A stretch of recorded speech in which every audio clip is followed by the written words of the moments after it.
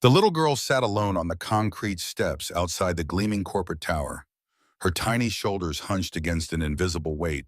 Her expensive dress couldn't hide the tremble in her small hands as she clutched a stuffed rabbit missing one eye. Security guards walked past with barely a glance.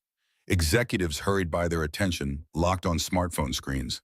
But Jack Miller stopped. At 44, Jack's weathered face told stories his lips rarely shared. The lines around his eyes deepened as he surveyed the scene, his posture automatically shifting to a subtle defensive stance, old habits from his special forces days that had never quite faded. His worn work uniform with building maintenance stitched above the pocket contrasted sharply with the polished marble entrance of Morgan Technologies. Jack knelt slowly before the child, his movement deliberate, non-threatening. The brown paper lunch bag in his calloused hand crinkled as he opened it. "Rough day," he asked, his voice gentle, but carrying the gravelly texture of a man who'd shouted orders through sandstorms. The girl looked up, startled, her red-rimmed eyes meeting his. She didn't speak, just stared with the wariness of someone far older than her 7 years. Jack nodded as if they'd had an entire conversation. "Yeah, I get those too." He pulled out a sandwich neatly wrapped in wax paper and tore it in half. "Turkey and Swiss, not fancy, but my boy says it's the best in 3 counties." He held out the larger portion. "Seems like you could use this more than me." Behind them, the distinctive click of high heels on concrete paused. Jack's ears, trained to detect the subtlest sounds in hostile territory, registered the presence, but he kept his focus on the child. The girl's small hand reached out hesitantly and took the sandwich half. "I'm Jack," he said simply. A whispered reply, "Emma." "Nice to meet you, Emma." Jack settled beside her on the step, leaving careful space between them. "Mind if I join you for lunch?" As Emma took a small bite, Jack felt eyes boring into his back, calculating, assessing. He recognized the weight of that stare from countless missions. Someone was watching, evaluating, and making decisions that would change everything.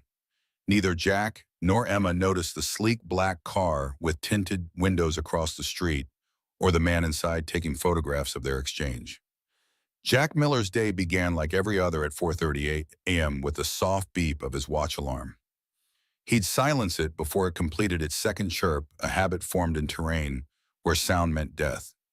His small apartment was still dark as he moved silently to his son's room, placing a gentle hand on Alex's forehead. The boy's breathing was steady tonight, no wheezing.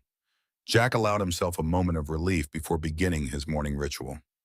Coffee, meds for Alex arranged by the breakfast plate, lunch packed, 1 sandwich, an apple, and a protein bar.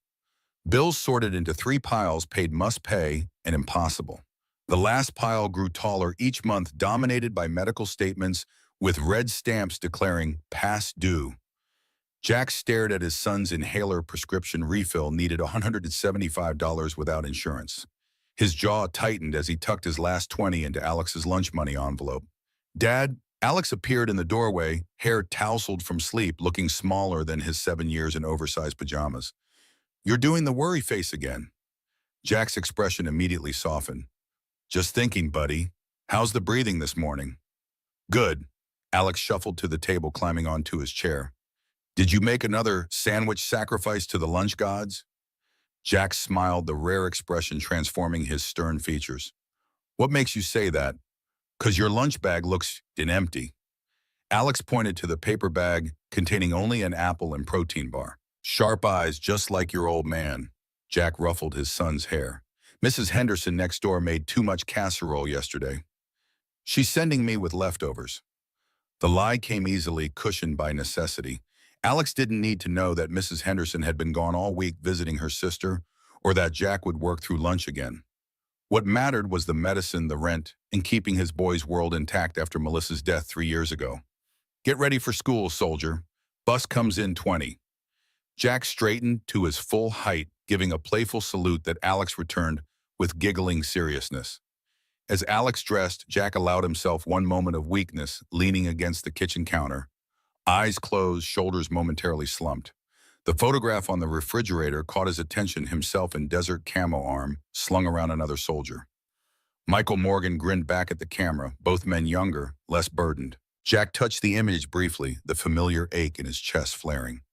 "I'm keeping my promise, Mike," he whispered, "no matter what it takes." The maintenance corridors of Morgan Technologies were a labyrinth of pipes, electrical panels, and service elevators that Jack navigated with practiced efficiency. His tool belt clinked softly against his hip as he moved through the building's skeleton, invisible to the corporate world that pulsed on the other side of the walls. It was a different kind of reconnaissance, less deadly, but requiring the same attention to detail. Jack checked his watch, 10:45 a.m. He'd skipped the employee break room, avoiding the pitying glances when others noticed his empty lunch table spot again. The encounter with the little girl on the steps had delayed his maintenance schedule, but he couldn't bring himself to regret it. Something in her eyes reminded him too much of Alex after the funeral, lost confused, trying to be brave when the world made no sense. His radio crackled. "Miller, we need you on 32. Executive bathroom leak." "Copy that. On my way." Jack adjusted his course, taking the service elevator to the executive floor, a rare venture into the company's gleaming upper realm. The 32nd floor was another world, all glass, chrome, and hushed conversations. Assistants with perfect hair moved between offices carrying tablets instead of tools. Jack kept his eyes forward, ignoring the curious glances at his uniform as he followed the discreet signs to the executive restroom. He was kneeling beside the sink, cabinet wrench in hand, when the bathroom door swung open. "I don't care what the board thinks, James. The security protocols aren't negotiable." The woman's voice was crisp, authoritative, the kind accustomed to being obeyed. Jack remained focused on his work, invisible as always to the executives. "Sarah, be reasonable. The new system is causing delays across all departments. The quarterly numbers will reflect our commitment to protecting our technology." The woman Sarah cut him off sharply. "After the breach last month, we can't afford another vulnerability." Jack's hands stilled momentarily. "Security breach." The company rumor mill had mentioned nothing about this. "The leak has been contained." The man James lowered his voice. "No one outside the executive team knows." "Someone always knows, James. That's why I've authorized additional measures." Their voices moved toward the mirror. Jack caught their reflections without looking up, the woman elegant in a tailored suit, her dark hair pulled into a severe bun. The man older with silver temples and a perpetual frown. "This discussion is over," Sarah said with finality. "I expect your compliance report by end of day." As they turned to leave, Sarah's eyes flickered to Jack for the first time. He kept his focus on the pipes, playing his role perfectly, just another maintenance worker, invisible, unhearing. The bathroom door closed behind them. Jack waited 30 seconds before sitting back on his heels, processing what he'd overheard. Security breach. Contained leak. Additional measures. The information slotted into his mind like pieces of mission intelligence.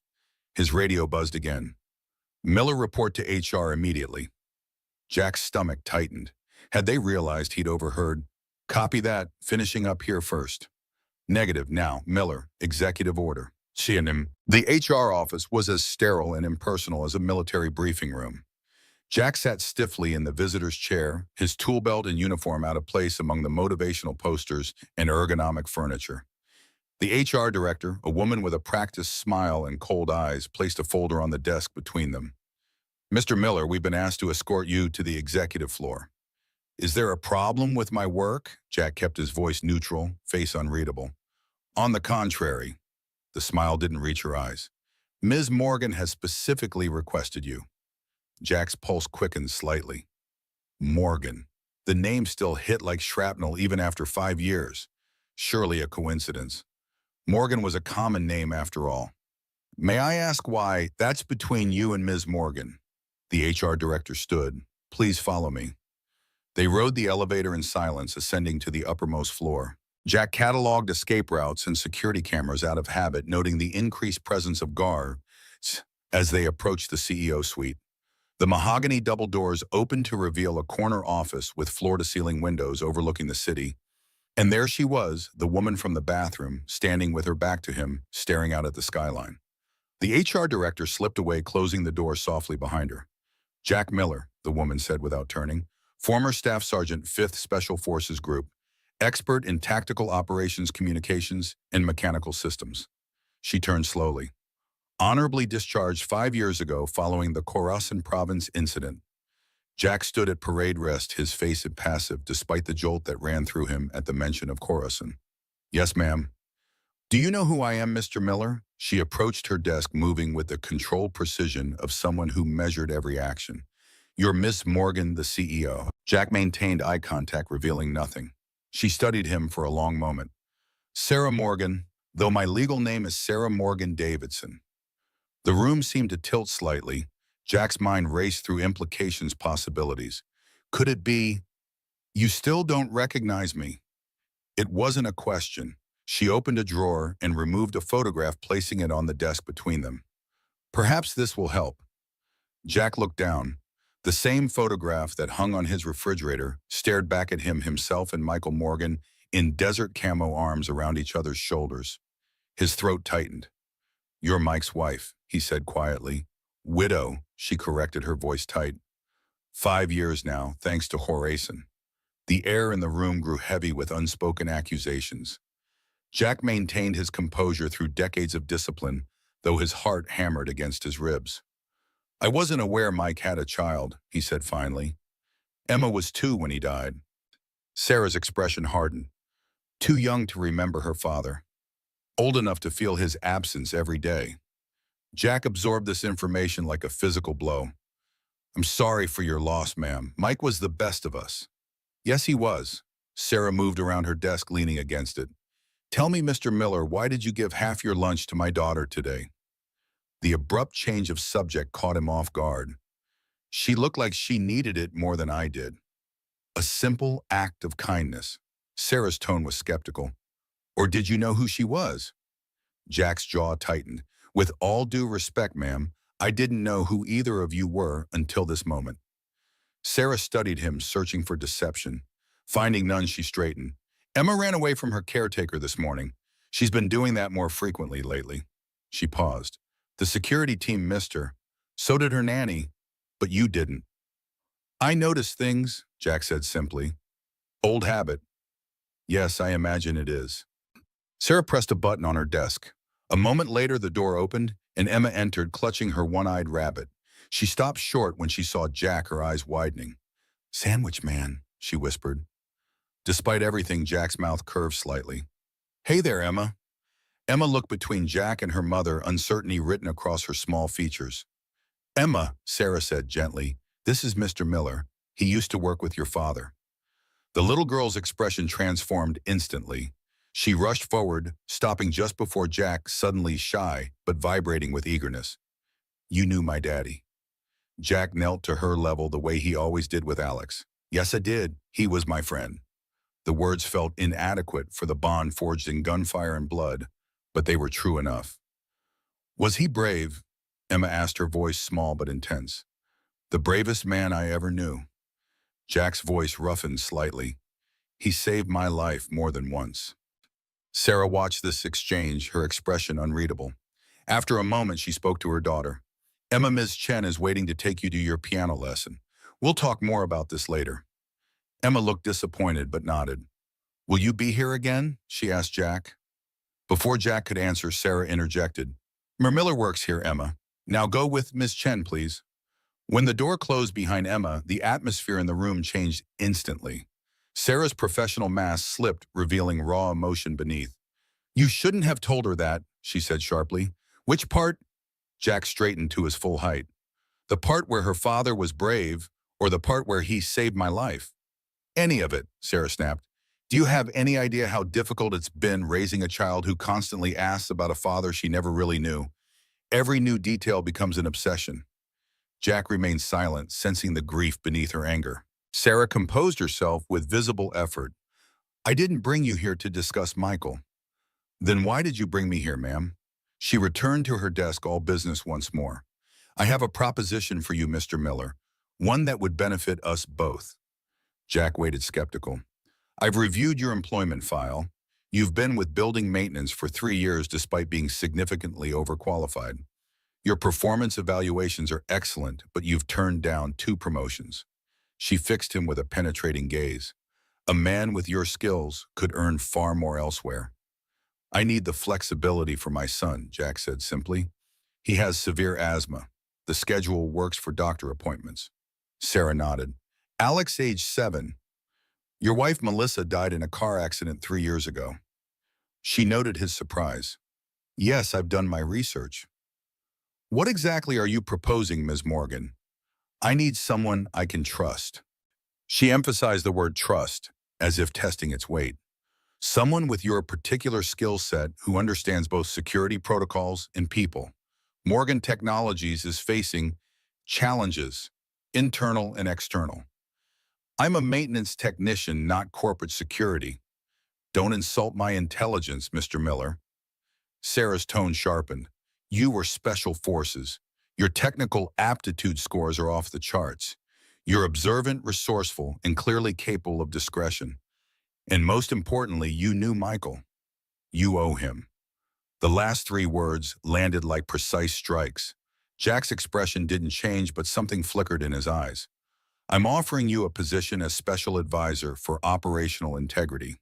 You'll work directly with me, assessing our internal culture security protocols and potential vulnerabilities. Sarah slid a folder across the desk. The salary is triple what you currently make, with full medical benefits for both you and Alex. Jack didn't reach for the folder. Why me? You have a building full of executives and security professionals. Sarah's expression darkened. Because someone inside this company is trying to steal technology that could change the world, technology Michael helped develop. And I don't know who I can trust. And you trust me because of Mike? Jack asked skeptically. I trust you because you stopped for my daughter when no one else did. Sarah's voice softened fractionally. And because Michael trusted you with his life. Jack finally opened the folder. The contract inside outlined responsibilities that went far beyond consulting, intelligence gathering, personnel, assessment, security protocol development. The salary figure made his breath catch enough to cover Alex's medical bills, enough for them to move to a better apartment, maybe even start a college fund. There's one more thing, Sarah added. Emma has become attached to the idea of you already. She needs stability, male influence. Part of this role would involve being present for her occasionally company events, certain outings. Nothing excessive. Jack looked up sharply. You want me to be some kind of substitute father figure? I want you to be a connection to her real father, Sarah corrected, and to provide the security expertise this company desperately needs. Jack closed the folder. I'll need time to consider this. You have until tomorrow morning. Sarah stood signaling the end of the meeting. This opportunity won't come again, Mr. Miller. As Jack turned to leave, she added, and Jack, no one can know about this arrangement, not even your son. As far as anyone is concerned, you're a corporate culture consultant who impressed me with your people skills. Jack paused at the door. With all due respect, Ms. Morgan, I don't lie to my son. Then consider it classified information, Sarah countered. Something I imagine you're familiar with. Their eyes locked in silent battle. Finally, Jack gave a curt nod and left. Jack's apartment felt smaller than usual that night, the walls closing in as he sat at the kitchen table. The contract spread before him. Alex was asleep in the next room, his breathing monitored by the second-hand medical device Jack had repaired himself. The photograph of Jack and Michael stared up at him from beside the contract, a ghost from another life, another world. Jack ran a hand over his face, exhaustion seeping into his bones. His phone vibrated with a text message. Need your decision by 8 a.m. SM. Followed immediately by another, Alex's medical coverage would be retroactive to today. All existing bills covered. Jack stared at the message, anger and gratitude warring within him. She was using his son as leverage, and it was working. He moved to Alex's doorway, watching his son sleep. The boy looked so much like Melissa, it sometimes hurt to look at him, the same determined chin, the same gentle expression even in sleep. The inhaler sat on the bedside table, nearly empty. The prescription refill form glared from the kitchen counter, a reminder of his failure to provide what his son needed most. Jack made his decision. The executive floor was quiet at 7:45 a.m., most of the staff not yet arrived. Jack wore the only suit he owned, purchased for Melissa's funeral and rarely worn since. It fit differently now, his frame leaner, harder. Sarah was already at her desk, immaculate in a charcoal suit, hair pulled back severely. She looked up as he entered, her expression giving nothing away. Your decision, Mr. Miller. Jack placed the signed contract on her desk. I have conditions. Sarah raised an eyebrow. You're hardly in a position to pick Ben. My son comes first, Jack interrupted. If he has an asthma attack or medical emergency, I leave. No questions asked, no explanations needed. Sarah studied him for a long moment before nodding. Acceptable. Anything else?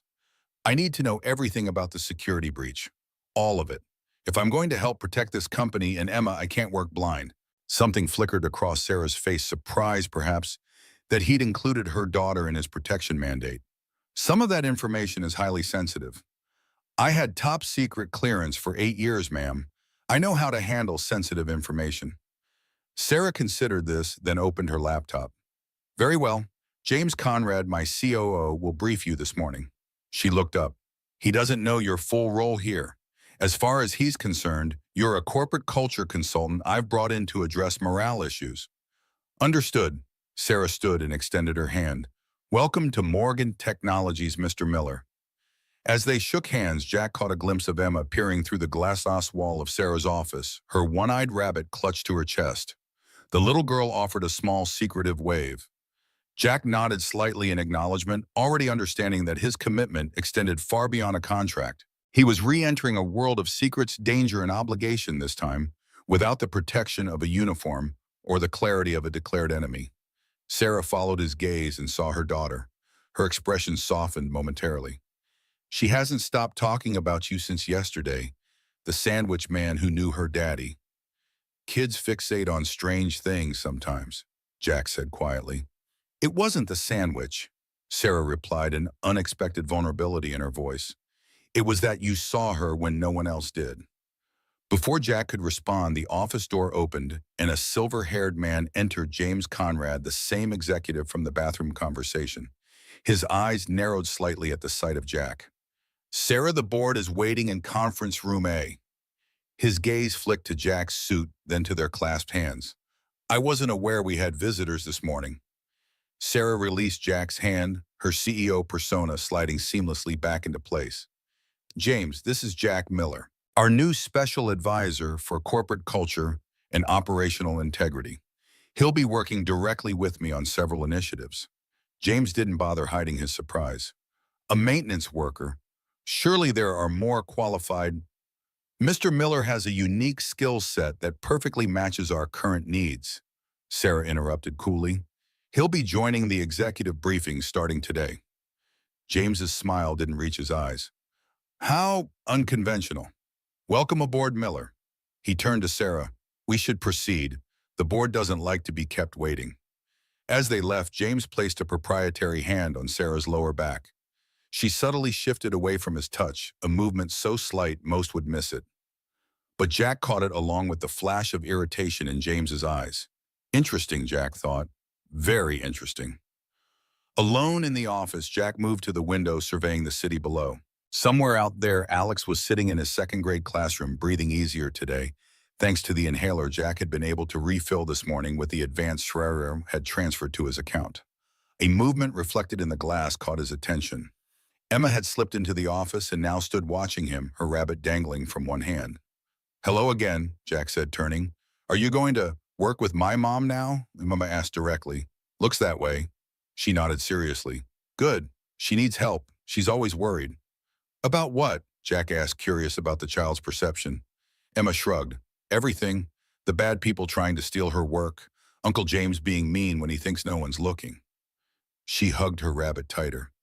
She cries sometimes when she thinks I'm asleep. Jack knelt to her level. Your mom seems pretty tough to me. Daddy used to say that too. Emma studied him with unsettling directness. But everyone needs backup. That's what Daddy called it. People who help when things get scary. Smart man, your dad, Jack said quietly. Will you be Mom's backup? Emma asked, her voice small but intent. The question carried weight beyond the child's understanding. Jack thought of Michael, of promises made in distant desert nights, of obligations that transcended death. I'll do my best, he said finally. Emma nodded as if this settled everything. She held out her rabbit suddenly. This is Captain Hoppy. Daddy gave him to me. He's missing an eye because he was brave in a battle. Jack solemnly shook the rabbit's paw. Pleasure to meet you, Captain. Emma lowered her voice to a conspiratorial whisper. Captain Hoppy says you have sad eyes like Mommy, because you miss someone too. The observation, so simple and devastating, caught Jack off guard. Before he could respond, Sarah's assistant appeared at the door. "Emma, there you are. Your tutor is waiting." She looked apologetically at Jack. "I'm sorry, Mr. Miller. She slips away sometimes." Emma reluctantly allowed herself to be led out, looking back at Jack with a small wave. Jack remained kneeling for a moment longer, steadying himself against the unexpected emotional ambush from a 7-year-old with uncanny perception. Finally, he stood and straightened his tie, preparing to enter the boardroom and begin his strange new role. His phone vibrated with a text from Alex's school, Alex having mild asthma symptoms. Responding to inhaler. No need to pick up yet, but wanted to inform you.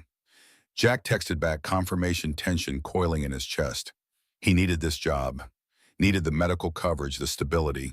For Alex's sake, he had to make this work. As he approached the boardroom, he heard raised voices through the partially open door. "Can't just bring in unvetted personnel at this critical juncture," James was saying heatedly. "My company, my decision," Sarah responded coolly. "The board has already approved the position. Without knowing, you filled it with a maintenance worker with military baggage. A decorated veteran with extensive technical and security expertise," Sarah corrected, "and someone who understands loyalty." The implication hung in the air. Jack stepped back. Processing. The dynamics were clear. James resented Jack's presence, possibly feared it. Sarah was using Jack as a shield against something or someone within her own company. He was being played. The question was, by whom and to what end? Jack squared his shoulders and entered the boardroom. All conversation ceased as heads turned toward him. Sarah stood at the head of the table, her posture radiating authority despite being the youngest and only woman in the room. "Gentlemen, this is Jack Miller, our new special advisor." Her eyes met Jack's, a silent message passing between them. "He'll be leading our vulnerability assessment starting today." Vulnerability. The word choice was deliberate. Jack understood instantly that she wasn't just talking about company systems. "Mr. Miller," James said with forced cordiality, "perhaps you could share your qualifications with the board." All eyes turned to Jack expectantly. Sarah watched a subtle challenge in her gaze. Jack smiled slightly, the expression never reaching his eyes. 15-year Special Forces. Expert in identifying weaknesses, exploiting them, and eliminating threats. He let the military precision of his voice do its work. "I find what's broken before it breaks you." The room fell silent. Several board members shifted uncomfortably. "I look forward to working with each of you," Jack continued smoothly, "especially those of you with nothing to hide." James's knuckles whitened around his pen. Sarah's lips curved in the ghost of a smile. "Let's begin, shall we?" As the meeting commenced, Jack observed the power dynamics at play, cataloging reactions, alliances, tensions. His military training had prepared him to read people as well as battlefields, to identify threats before they materialize. And there was definitely a threat in this room. He could feel it like an approaching storm. What had he gotten himself into? More importantly, what had Sarah Morgan drawn him into? As if reading his thoughts, Sarah glanced his way, her eyes conveying a simple message: trust no one. Little did she know that had been Jack's policy for 5 long years. Since Khorasan. Since the mission that killed Michael Morgan and left Jack with nightmares that woke him gasping in the dark. Some ghosts never died. Some oaths never ended. And the silence between them concealed secrets that could destroy them all. Jack stood in the executive bathroom, hands braced against the marble countertop, tie loosened and collar damp with sweat. The fluorescent lights highlighted the new tension lines around his eyes. 2 weeks at Morgan Technologies had aged him more than 2 years in combat zones. He splashed cold water on his face, the shock bringing momentary clarity.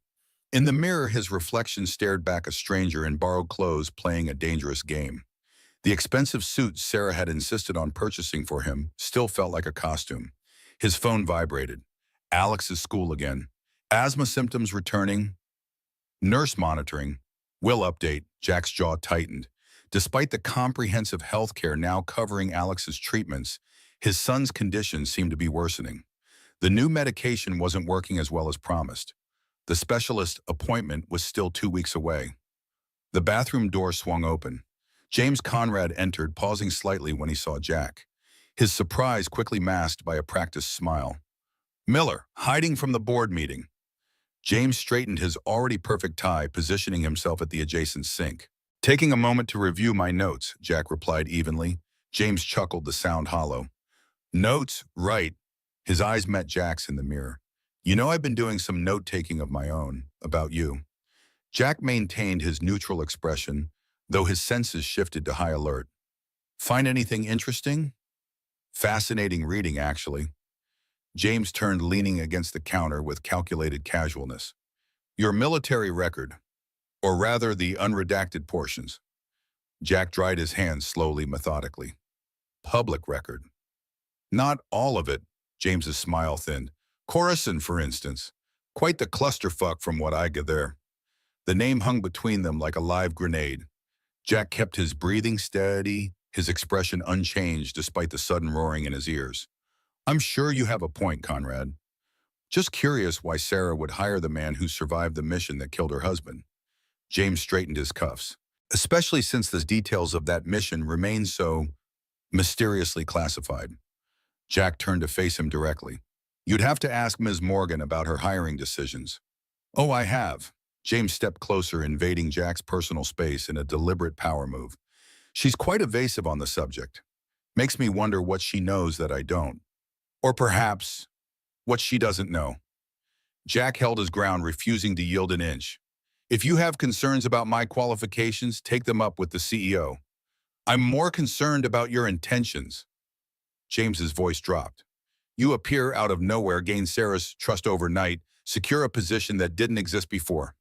Very convenient timing, considering our current situation. What situation would that be? Jack asked, testing. James's eyes narrowed. Playing dumb doesn't suit you, Miller. We both know what's at stake here. He straightened, adjusting his tie once more. A word of advice, whatever game you're playing, consider who might get caught in the crossfire. Like that asthmatic son of yours. The threat so casually delivered sent ice through Jack's veins. His hand twitched at his side muscle memory from years of combat seeking a weapon that wasn't there.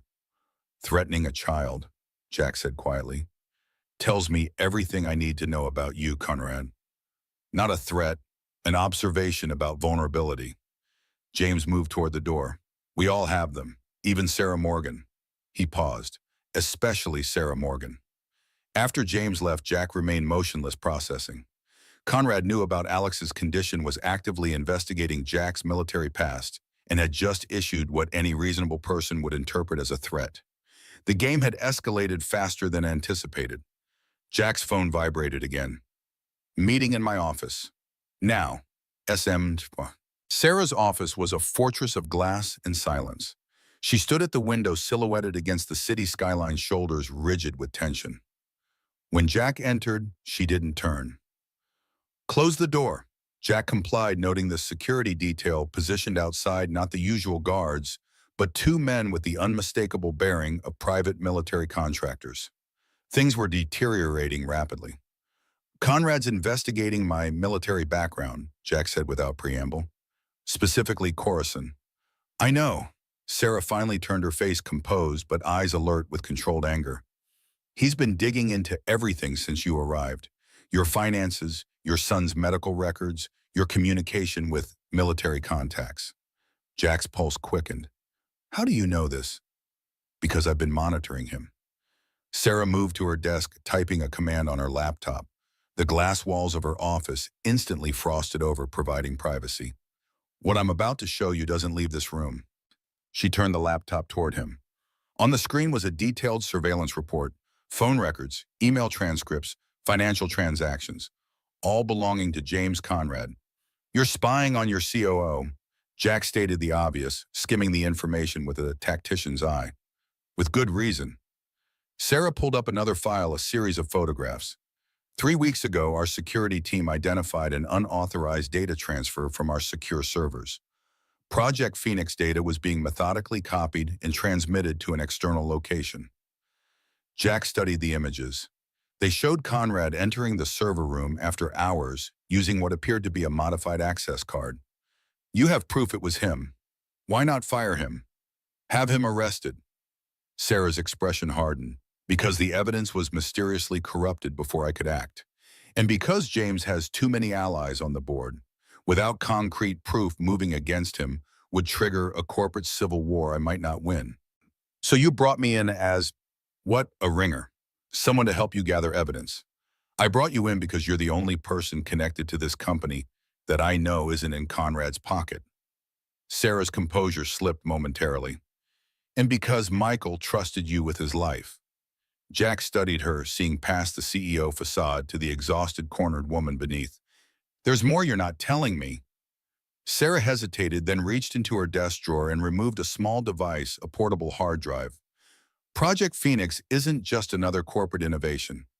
It's Michael's legacy. Her voice softened when speaking of her late husband. A quantum encryption system that could revolutionize data security worldwide.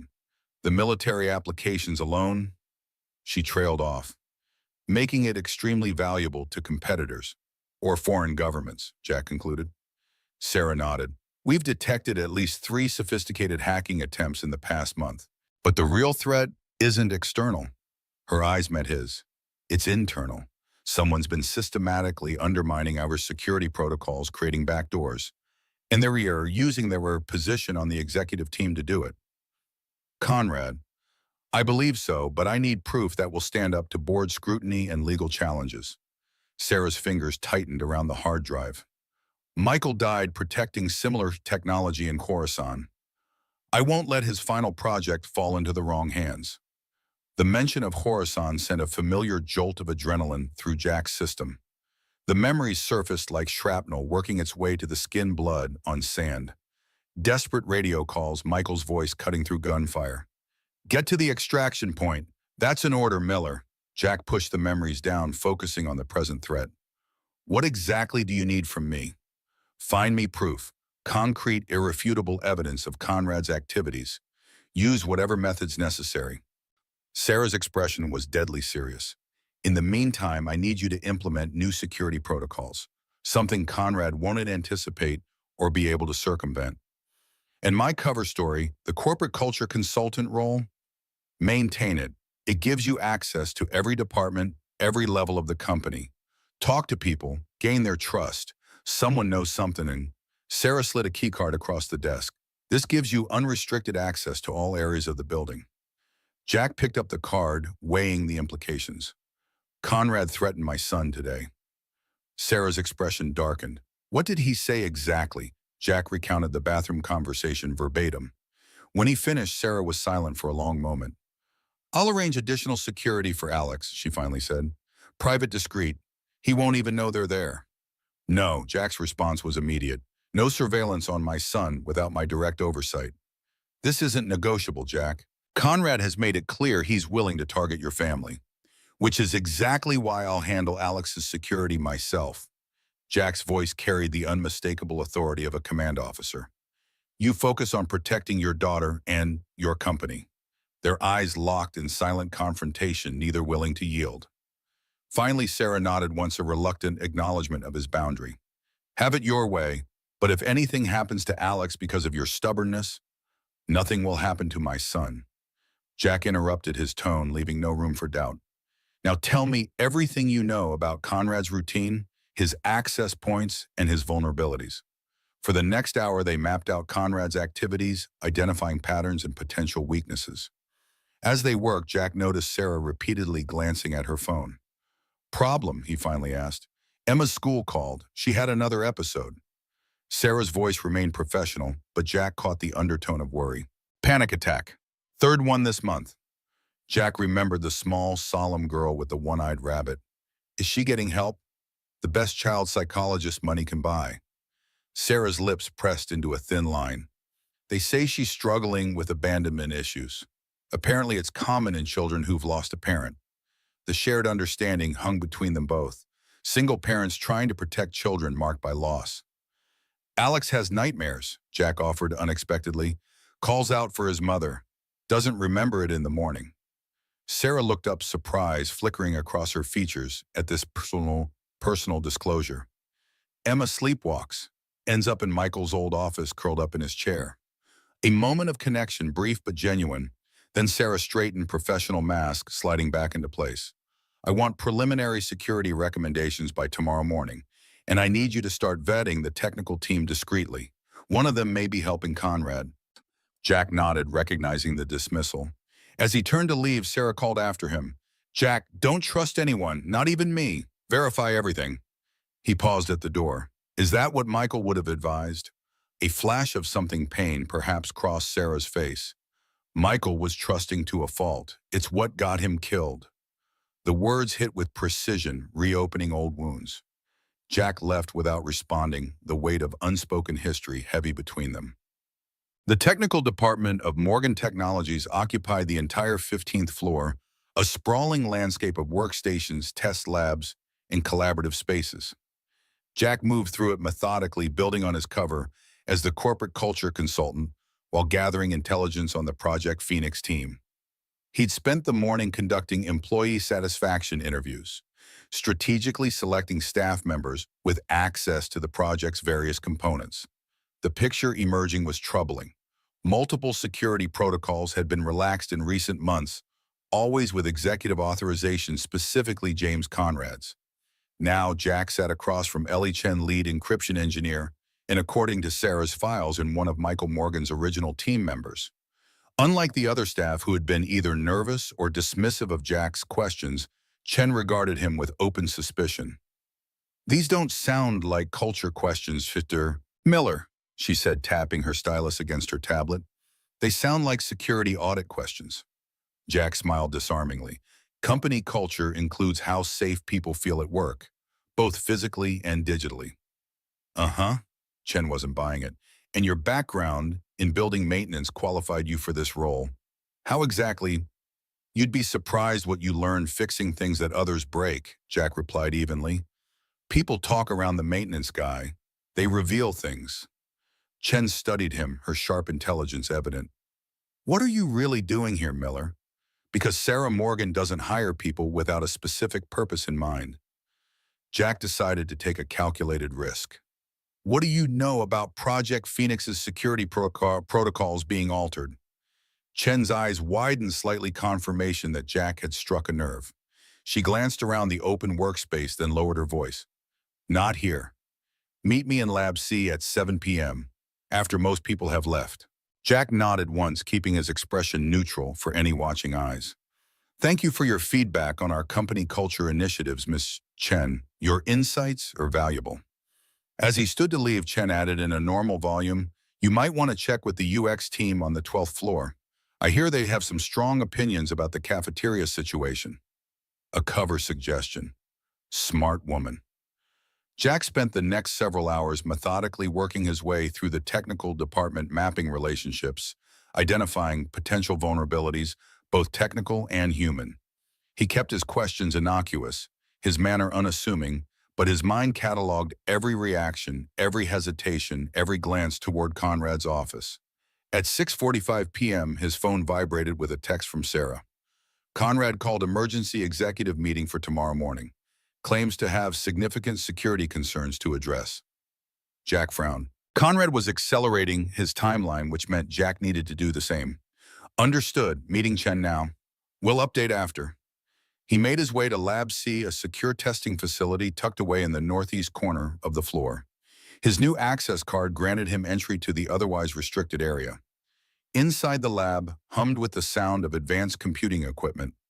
Monitors displayed lines of code and simulation models that Jack recognized as encryption algorithms. Chen was already there, her back to the door, fingers flying across a specialized keyboard. "You're 3 minutes early," she said without turning around. "Military habit." "Something like that." Jack remained near the door, positioning himself to observe both Chen and the lab entrance. "You wanted to talk privately." Chen finished her typing sequence, then spun her chair to face him. "First, I need to know who you really are and why Sarah brought you in now of all times." "I'm exactly who she says I am. A consultant helping identify company vulnerabilities." "Bullshit." Chen's bluntness was refreshing after weeks of corporate doublespeak. "You carry yourself like military. Your eyes constantly scan for threats, and you ask questions that have nothing to do with corporate culture." Jack maintained his calm exterior. "Why did you agree to meet if you don't trust me?" "Because something's wrong with Phoenix and no one will listen." Chen's expression hardened. Security protocols I personally designed have been altered, access restrictions removed, and every time I flag it, Conrad overrides my concerns, citing operational efficiency. Now they were getting somewhere. When did this start? 3 months ago, right after the last board evaluation of the project. Chen stood and moved to a secondary workstation. Look at this. She pulled up a series of security logs highlighting specific entries.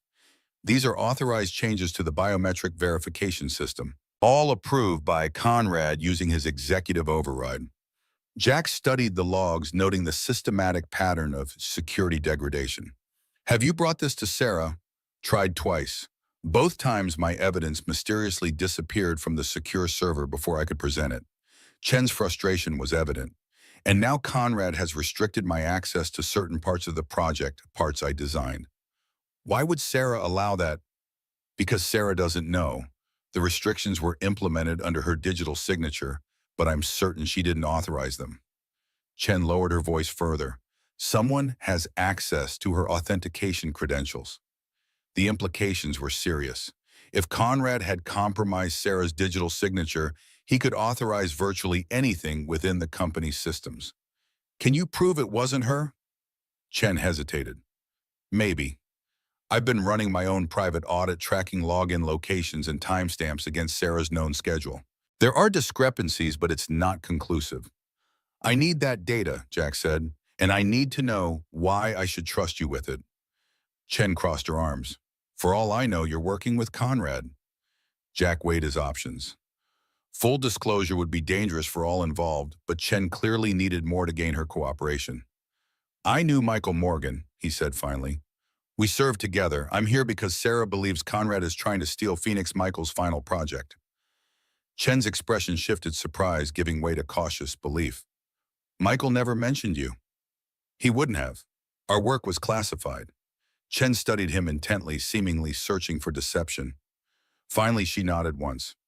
Michael had a personal security protocol he built into Phoenix, something he never documented officially but showed me once. A back door only he could access. Jack tensed. A security vulnerability. No, the opposite. A hidden layer of protection that activates if someone attempts to extract the complete code base. Chen's eyes gleamed with professional pride. It segments the encryption keys, making the stolen data useless without all the fragments. And where are these fragments stored? That's just it. I don't know all the locations. Michael kept that information compartmentalized. Chen looked troubled, but someone's been trying to locate them. There have been targeted searches through Michael's old files, his archived emails.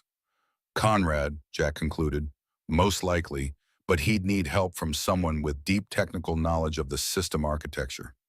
Chen's implication was clear. There was another traitor within the technical team.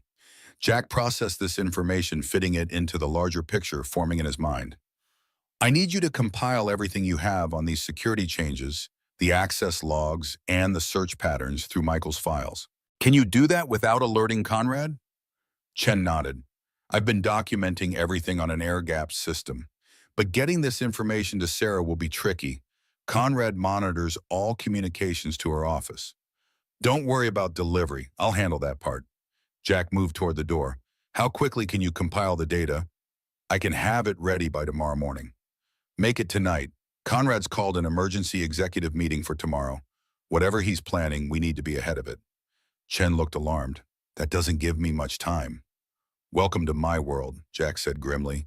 Meet me in the parking garage level B2 at 11 p.m. Come alone and make sure you're not followed. As Jack turned to leave, Chen called after him. Miller? If Conrad really is trying to steal Phoenix, he won't stop at corporate espionage. Michael believed this technology could change global security paradigms. People have killed for less. I'm counting on it, Jack replied, his hand unconsciously moving to where his sidearm would have been in his military days. Just be careful. Trust no one. Not even you, Chen asked pointedly. Jack met her gaze steadily. Especially not me. Verify everything. A ghost of a smile touched Chen's lips. Now you sound like Michael. The comparison sent an unexpected pang through Jack's chest as he left the lab. Michael Morgan's shadow seemed to grow longer with each passing day at the company, a constant reminder of Jack's failure to protect his friend in Coruscant. Some debts could never be repaid, but perhaps they could be honored. Mhm. The parking garage was deserted at 10:55 p.m., the concrete structure echoing with the distant sounds of the city. Jack had arrived 30 minutes early, sweeping the area for surveillance devices and potential ambush points. Old habits died hard. He positioned himself near a concrete pillar, back protected with clear sight lines to all approaches. His rental car was parked nearby, engine still warm from his quick trip to check on Alex. His son had been sleeping peacefully when Jack slipped into their apartment, the new asthma medication finally taking effect. Jack had stood in the doorway watching Alex's steady breathing for several precious minutes, the sight centering him amid the day's chaos. Before leaving, he double-checked the new security measures he'd installed, discreetly upgraded locks, window sensors, and a panic button, disguised as a nightlight beside Alex's bed. Now as he waited for Chen, Jack reviewed his mental map of the situation. Conrad was moving quickly, likely aware that Jack was closing in. The emergency board meeting suggested he was preparing to make his move, either securing the remaining fragments of Phoenix or orchestrating Sarah's removal as CEO. The sound of approaching footsteps pulled Jack from his thoughts. Chen emerged from the stairwell, the tablet clutched to her chest, eyes darting nervously around the dimly lit garage. Jack stepped slightly into the light, allowing her to see him without speaking. Chen hurried over to relief evident in her posture. "I was worried you wouldn't be here," she said quietly. "Did anyone follow you?" "No, I took the service elevator down to the loading dock, then doubled back through the maintenance corridors." Chen handed him the tablet. "Everything's here: security logs, access, changes, timestamp, discrepancies, plus my analysis of the search patterns through Michael's archive files." Jack took the device quickly, verifying its contents. "This is exactly what we need. Good work." "There's something else." Chen glanced around again before continuing. "I found a hidden subroutine in the Phoenix architecture. Something even I wasn't aware of until I started digging deeper." Jack looked up sharply. "What kind of subroutine?" "It's like a digital dead man switch. If certain parameters are met, I can't fully determine the entire system, initiates a shutdown sequence, and sends alerts to multiple external servers." Chen's expression was troubled. "The code signature matches Michael's personal style, but it's not documented anywhere in the official architecture." "A fail-safe," Jack murmured. "Something he built in case the technology fell into the wrong hands." Chen nodded. "And there's more. The subroutine contains encrypted coordinates, physical locations. 5 of them. The fragment locations," Jack concluded. "He built a map into the system itself." "Exactly. But accessing those coordinates requires an encryption key I don't have." Chen looked frustrated. "Without it, they're just meaningless strings of numbers." Jack's mind raced with implications. If Michael had built a failsafe into Phoenix complete with a hidden map to the encryption fragments, he must have anticipated the technology being compromised, which meant he'd also have ensured someone could access that failsafe if needed. "Thank you, Ellie. This may be exactly what we need." Jack secured the tablet inside his jacket. "Go home now, different route than you came, and don't come in tomorrow morning." Chen frowned. "But the board meeting?" "Take a sick day, trust me on this." Jack's tone left no room for argument. "And delete any copies of this data from your personal devices." "Already done. That tablet contains the only copy." Chen hesitated. "Be careful, Miller. Conrad has more resources than you might expect for a COO." Jack nodded grimly. "I'm counting on it." After Chen departed, Jack remained in the garage for several more minutes processing the new information. The tablet contained enough evidence to at least raise serious questions about Conrad's activities, but Jack suspected it wouldn't be enough to remove him entirely. Conrad had clearly been preparing for this confrontation, building allies on the board, and creating plausible deniability for his actions. What they needed was irrefutable proof of his intent to steal and sell Phoenix technology. And for that, Jack needed to get inside Conrad's private files. He was about to leave when his phone vibrated with a text from an unknown number. "Behind you." Jack's combat instincts kicked in instantly. He dropped and rolled toward the nearest vehicle, drawing the tactical folding knife he kept in his ankle holster, the only weapon he allowed himself to carry in civilian life. The garage remained silent, no movement visible in any direction. Jack stayed low, scanning methodically, controlling his breathing, as he'd been trained to do in ambush situations. His phone vibrated again. "NW corner. Black sedan. Get in." Jack spotted the vehicle, a nondescript black Audi with tinted windows parked in the shadows. The driver's identity was obscured, but something about the silhouette seemed familiar. Against every instinct, Jack approached cautiously, keeping the parked cars between himself and the sedan for cover. When he was within 20 feet, the driver's window lowered slightly. "You've gotten sloppy, Miller. I counted 3 ways I could have taken you down before you even knew I was here."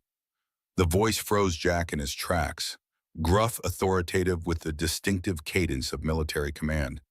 "Colonel Hayes," Jack moved closer, disbelief evident in his voice. The window lowered further, revealing the stern features of Colonel Richard Hayes, Jack's former commanding officer in the Special Forces. The man who had led the Khorasan mission 5 years ago. "Get in before someone sees us together. We need to talk." Jack hesitated, his mind racing. Hayes had retired from active service shortly after Khorasan amid whispers of classified operations gone wrong. His appearance now at this precise moment couldn't be coincidence. "How did you find me?" "I never lost you, son." Hayes's expression remained impassive. "Now get in the damn car. Time's short and you're in deeper shit than you realize." Jack's instincts warred with his curiosity. Hayes had been Michael's commanding officer too, had recruited them both for the ill-fated Khorasan operation. If anyone knew the full story of what had happened there, it was Hayes. Decision made, Jack circled to the passenger side and got in, keeping his knife accessible. "Smart," Hayes commented, noticing Jack's hand position. "Never fully trust anyone, not even old COs." The interior of the car was immaculate, smelling faintly of leather and gun oil. Hayes looked older than Jack remembered, more gray in his close-cropped hair, deeper lines around his eyes. But the air of command remained unchanged. "What are you doing here, Colonel?" Jack asked directly. "Same thing as you, protecting Michael Morgan's legacy." Hayes kept his eyes forwarded, scanning the garage entrances, and trying to keep you alive long enough to finish what we started in Khorasan. The mention of the mission sent the familiar jolt of adrenaline through Jack's system.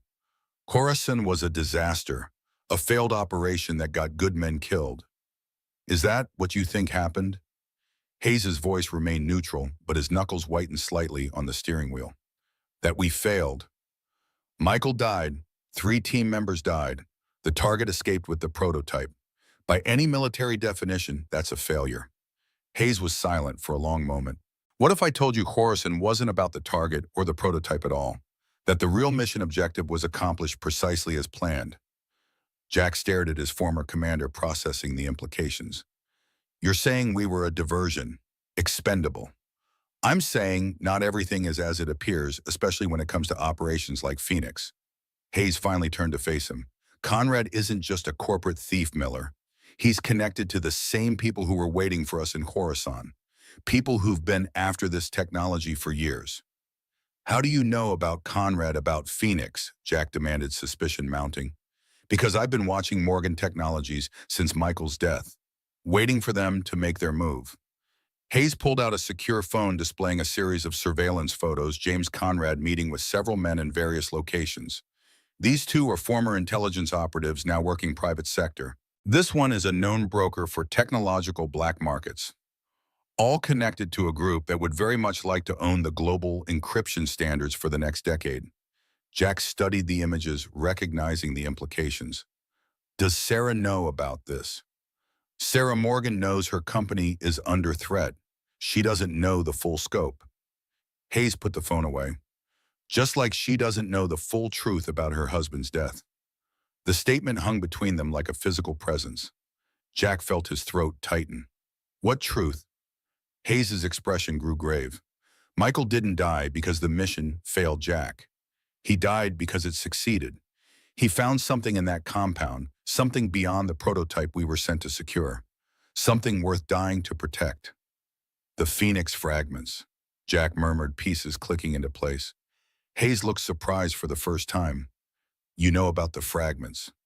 "Just found out tonight. Michael built a failsafe into the system, a way to distribute and secure the encryption keys if the main technology was compromised." Hayes nodded slowly. "Michael was always thinking 3 steps ahead. He knew the risks when he volunteered for Khorasan, knew he might not make it back." "Then why send him at all?" Jack demanded, old anger resurging. "Why not extract the prototype another way?" Because Michael was the only one who could verify what we were really after. Hayes's voice dropped. The prototype was bait, Jack. We knew it had been compromised. What we needed was confirmation of who was waiting on the other end of that transaction. Jack processed this revelation, memories of that night reconstructing themselves with new context. The unexpected resistance they'd encountered. The way Michael had insisted on securing the prototype himself, sending Jack to escort the wounded team members to extraction. You sacrificed him. The accusation fell between them heavy with 5 years of guilt and regret. He sacrificed himself, Hayes corrected firmly. Michael knew exactly what he was walking into. He made his choice to protect the future of the technology he believed in and to identify the network trying to steal it. Does Sarah know any of this? Hayes shook his head. The operation was classified at the highest levels. As far as she knows, Michael died securing a military prototype. Nothing more. Jack leaned back against the seat, the weight of these revelations pressing on him. Why tell me this now? Because history is about to repeat itself. Hayes reached into his jacket and removed a small flash drive. Conrad has been systematically hunting for the Phoenix fragments. He's found 3 already. The last 2 are still secure, but not for long. How do you know this? Because I've been tracking their recovery operations. Hayes handed Jack the drive. This contains surveillance on Conrad's team, financial transfers to known operatives, and communication intercepts. Enough to prove he's working for the same network we encountered in Coruscant. Jack took the drive, turning it over in his hand. Why not take this directly to Sarah? Because I don't know who else in her company is compromised, and the infiltration goes deeper than Conrad. Hayes checked his watch. Tomorrow's board meeting isn't just about Phoenix. It's about removing Sarah from power. Conrad has gathered enough support to force a vote of no confidence. Jack felt a chill of recognition. The classic corporate coup: eliminate the leadership, create chaos, extract valuable assets during the confusion. I need to warn her. You need to secure the remaining fragments first, Hayes countered. If Sarah is removed tomorrow, Conrad will have full access to the company's systems within hours.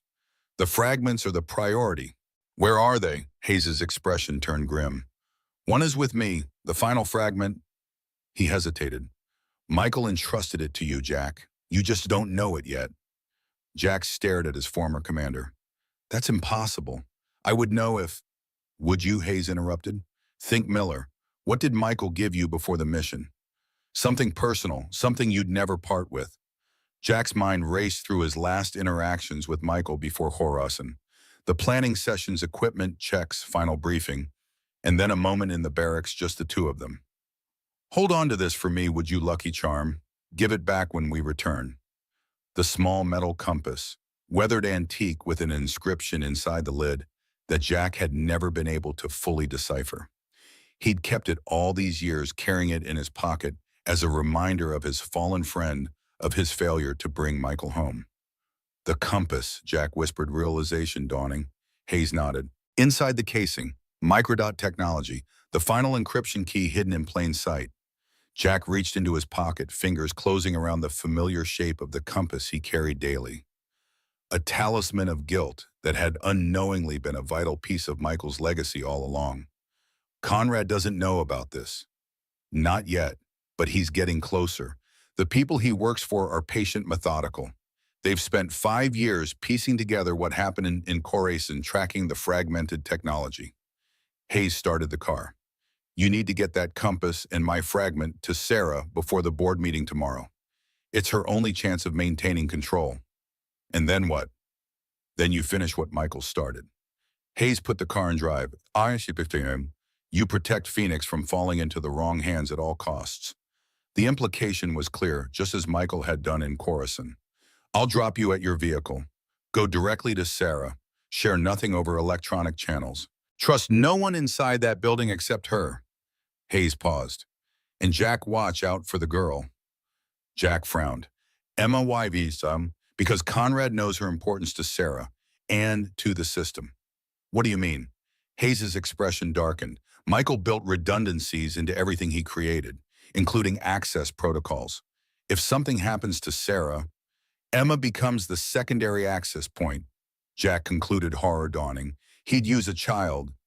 These people have no limits when billions in technology and global influence are at stake. Hayes pulled up beside Jack's rental car.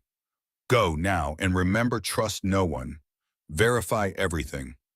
Jack exited the vehicle, mind racing with implications. As Hayes's car disappeared up the exit ramp, Jack pulled out his phone to call Sarah. No signal. He tried again. Nothing. A flash of movement in his peripheral vision was his only warning. Jack ducked instinctively as something whistled past his ear, striking the concrete pillar behind him with a metallic ping. Sniper. Jack dropped and rolled beneath a nearby SUV, adrenaline flooding his system. His combat training took over, mind cataloging assets, threats, and escape routes in milliseconds. Two more shots pinged off the concrete nearby, suppressed high-velocity rounds. Professional. Jack crawled rapidly between vehicles, staying low, mentally mapping the shooter's position based on bullet trajectories. Northeast corner elevated position, likely the roof of the adjacent parking structure. His phone vibrated in his pocket, signal returned. Jack pulled it out with one hand while continuing to move toward his vehicle, keeping cars between himself and the shooter's position. A text from Sarah: don't come to the office. Conrad knows. Emma and I are secure. Meet at the fallback location. The fallback location, a protocol they'd established during their first week working together.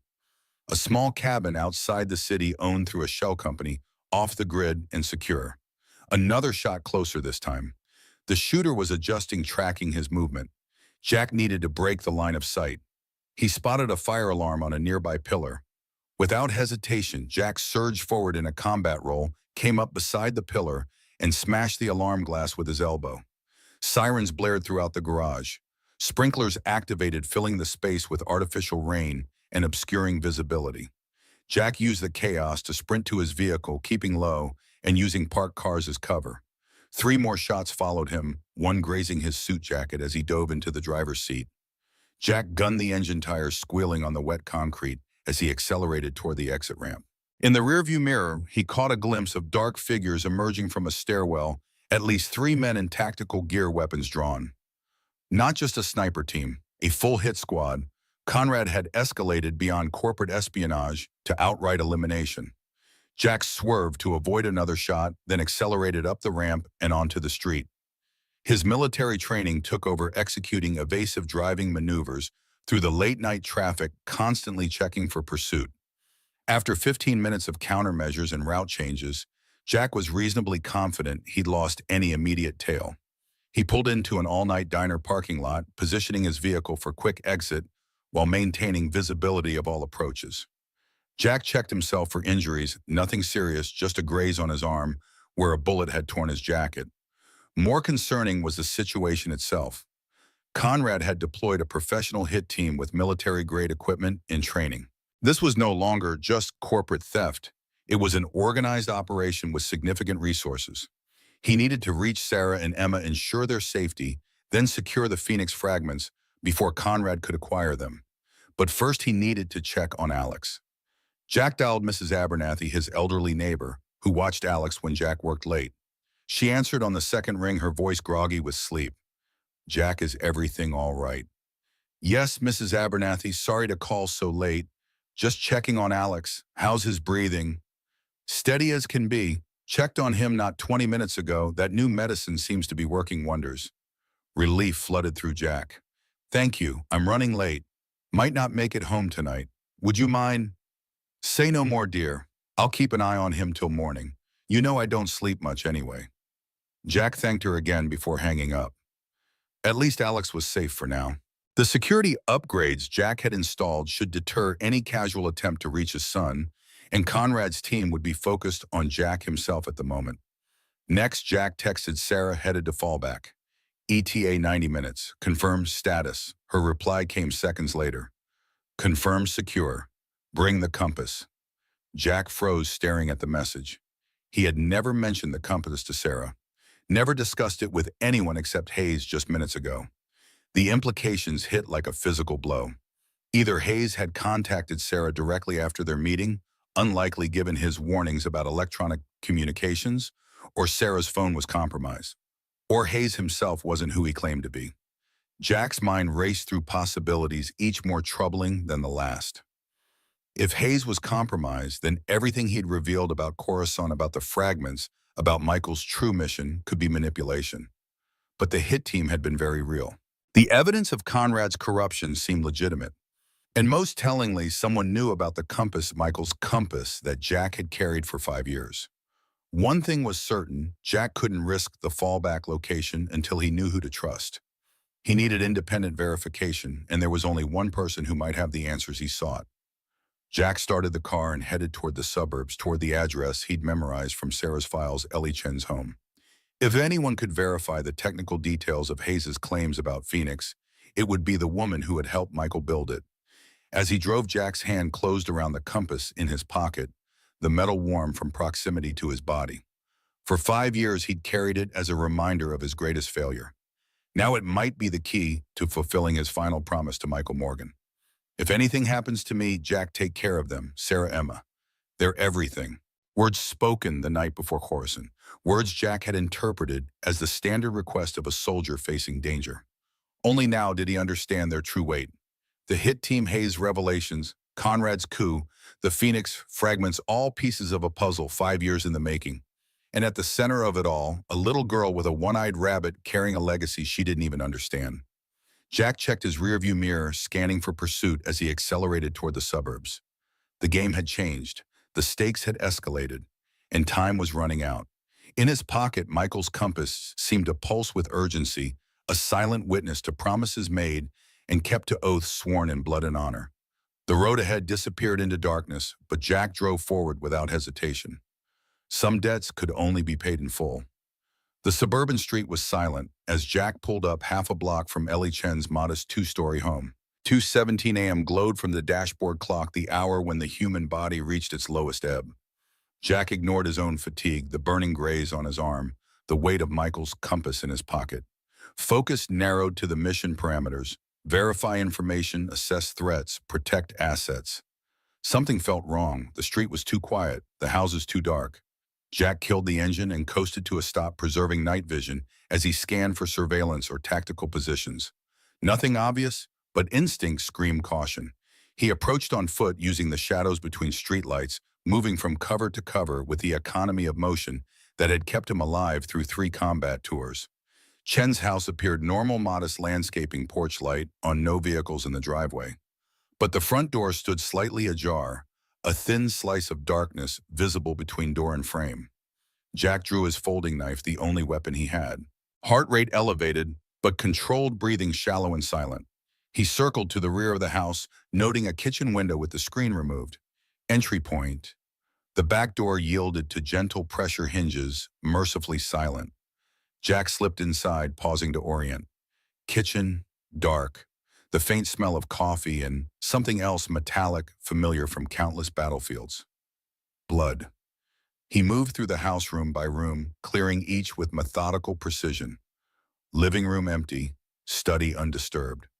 At the foot of the stairs, the first sign of struggle, a toppled side table, a framed photograph face down on the carpet.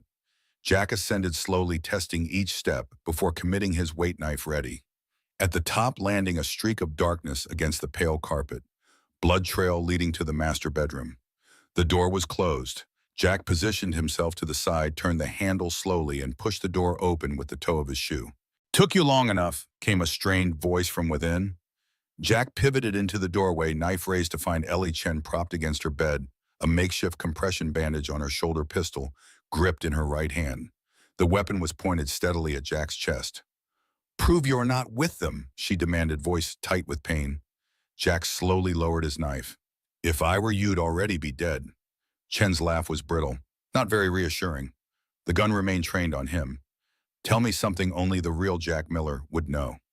You have a subroutine in Phoenix, something Michael built. A dead man's switch that contains encrypted coordinates to the fragments." Jack kept his voice level. "You told me tonight in the garage." The gun wavered slightly, then lowered. "They came 20 minutes after I got home. 3 men, professional. Military hardware, but not military discipline." Chen winced as she shifted. "Sloppy entry. I heard them before they reached the bedroom." Jack moved forward, assessing her wound. "You're shot. Grazed, through and through on the shoulder." Chen nodded toward a first aid kit open on the bed. Was about to stitch it myself when I heard you downstairs. They're gone. For now, Chen grimaced, grabbed my laptop tablet, kept asking about Phoenix fragments. When I didn't answer fast enough, they decided a bullet might loosen my tongue. Jack knelt beside her, examining the wound. The bleeding had slowed, but not stopped. This needs medical attention. No hospitals, Chen said firmly. They'll be watching.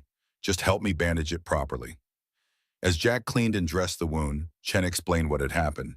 The attackers had been precise, knowledgeable about Phoenix, and specifically interested in any information about the fragment's locations. They'd mentioned Hayes by name. Colonel Hayes, you know him? Jack asked, securing the bandage. Never met him. But Michael mentioned him, his former CO. Chen studied Jack's expression. They asked if Hayes had contacted me, seemed very interested in his whereabouts. Jack's mind raced, processing this new information. If Conrad's team was hunting Hayes, it suggested the colonel wasn't working with them, but it didn't guarantee his trustworthiness either. We need to move, Jack said, helping Chen to her feet. They might return or have surveillance watching the house. Where to? If Conrad has compromised Sarah's security, nowhere at Morgan Technologies is safe. Jack considered their options. The fallback location was potentially compromised. His apartment would put Alex at risk. Any hotel would require ID that could be traced. I know a place, he said finally. But first tell me everything you know about the Phoenix fragments and the dead man's switch. Chen leaned against the wall, gathering strength. Michael designed Phoenix with multiple fail-safes. The core technology is useless without 5 specific encryption keys, each hidden separately. The dead man's switch activates if unauthorized extraction is attempted, erasing the central architecture and alerting the key holders. How does the switch know the difference between authorized and unauthorized access? Biometric verification, DNA-based. Chen met his eyes. Michael's DNA, and after him Sarah's and Emma's. The pieces connected in Jack's mind. That's why Hayes said Emma was in danger. If Conrad can't get Sarah's biometric access, he'd use Emma's. Chen's expression hardened. Michael never anticipated someone would threaten his daughter. He built the backup access for her protection, not as a vulnerability. Do you know where any of the fragments are located? Chen shook her head. Michael kept that compartmentalized, said it was safer if no one person knew all 5 locations. She studied Jack intently. But you know something. I can see it in your face. Jack hesitated, then removed the compass from his pocket. Hayes believes this contains one of the fragments. Michael gave it to me before Horasan. Chen's eyes widened. She reached for the compass, with her good hand examining it carefully. The casing, it could conceal a microdot or chip. She looked up at Jack. And Hayes has another fragment. So he claims. Jack took back the compass. But until I can verify his story independently, I'm not trusting anyone with this. Smart, Chen approved. Trust no one. Verify everything. Jack finished the phrase, Michael's words echoing between them. We need to warn Sarah, Chen said. If Conrad's people came after me, they'll target her and Emma next. Already tried. Her communications may be compromised. Jack helped Chen toward the stairs. We need to move now, establish secure contact, and develop a counter strategy before the board meeting. As they descended, Chen asked the question Jack had been avoiding. If Horasan was about the Phoenix fragments all along, what really happened to Michael? Jack's jaw tightened. The memories surged like a physical wave. Gunfire explosions, the frantic radio calls, Michael's final order. Get our men out, that's an order, Jack. I don't know, he admitted finally. Not all of it. Hayes says Michael sacrificed himself to protect the technology to keep it out of enemy hands. The words felt hollow, insufficient. I was extracting wounded team members. By the time I got back to the compound, it was too late. Chen seemed to sense the weight of guilt behind his words. Michael always said sacrifice was meaningless, unless it protected something worthwhile. She paused at the foot of the stair, steadying herself. He believed Phoenix could change the world, create unbreakable security for people who needed protection from surveillance, oppression, corporate overreach. Worth dying for, Jack asked softly. He thought so. Chen's voice was equally quiet. The question is, what would he want us to do now? The answer came to Jack with absolute clarity. Protect his family. secure his legacy, stop Conrad. Outside, the eastern sky was beginning to lighten the false dawn that preceded true morning. Time was running short. In a few hours, the Morgan Technologies board would convene, and Conrad would make his move against Sarah. Jack helped Chen into his car, vigilant for surveillance. As they pulled away from the curb, he outlined his plan, such as it was. They needed a secure location, communications equipment, and medical supplies. Then they would establish contact with Sarah, verify her situation, and coordinate a counteroffensive before the board meeting. I know someone who can help, Jack said, turning toward the industrial district. An old teammate who owes me a favor. He runs a private security firm now, off the books, no questions asked. Chen nodded, her face pale but determined. And if Sarah's been compromised, if Conrad already has her and Emma, Jack's hands tightened on the steering wheel, then we implement the dead man's switch. Burn Phoenix to the ground before Conrad can weaponize it. Michael would approve, Chen said softly. He always said the technology was less important than the people it was meant to protect. As they drove through the awakening city, Jack's mind returned to his last conversation with Michael before Horizon. They'd been checking equipment, the rest of the team already loaded in the transport. If anything happens to me, Jack, take care of them. Sarah, Emma, they're everything. Nothing's going to happen to you, Mike. We go in, we get the prototype, we get out. Standard op. Michael had looked at him, then a strange intensity in his eyes. Just promise me, brother. No matter what goes down, you protect my family. You know I will. But save the deathbed drama for when we're actually dying, okay? Michael had laughed, clapping him on the shoulder. Fair enough. Just remember, trust no one. Verify everything. 5 years later, those words guided Jack through the most dangerous mission of his life. Not for country this time, but for a promise made to a friend.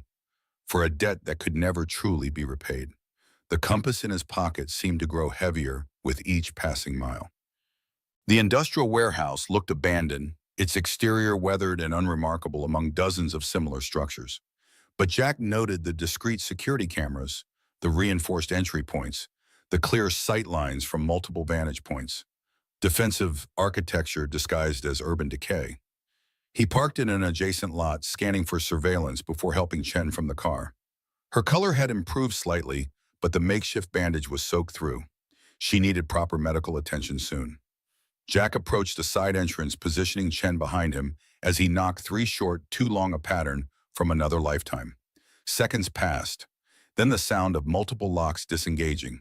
The door opened to reveal a mountain of a man's shaved head gleaming under fluorescent light, arms corded with muscle and tattoos. His impassive expression broke into a wide grin at the sight of Jack. Miller, you ugly bastard. The man engulfed Jack in a brief, powerful embrace before stepping back to assess him. You look like shit. Thanks, Decker. You're as charming as ever. Jack gestured to Chen. She needs medical attention. Gunshot wound through and through left shoulder. Decker's demeanor shifted instantly to professional efficiency. Get her inside. He spoke into a wrist-mounted communicator. Tango Med Bay, GSW non-critical, full security protocols. The interior of the warehouse belied its exterior, a state-of-the-art operations center hummed with technology and purpose. Monitors displayed security feeds, communications systems, and what appeared to be active operations in multiple locations. Personnel moved with military precision, acknowledging Jack with nods of recognition. Decker led them to a small medical suite where a woman in scrubs waited. This is Dr. Reeves, former combat medic, now our resident patch-up artist.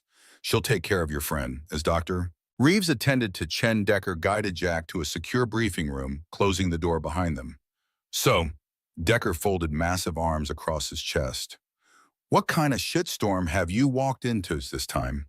Jack gave him the condensed version, his position at Morgan Technologies, Conrad's corporate espionage, the Phoenix technology, and the escalation to armed pursuit. He omitted Hayes the compass and the specifics of Khorasan, sharing only what Decker needed to understand the immediate threat. Decker listened without interruption, his expression growing more serious with each detail. When Jack finished, he let out a low whistle. Corporate black ops with military hardware. Ballsy. Decker leaned forward. What do you need? Secure communications, medical supplies, tactical gear if you can spare it. Jack hesitated. And a team on standby. This might get complicated fast.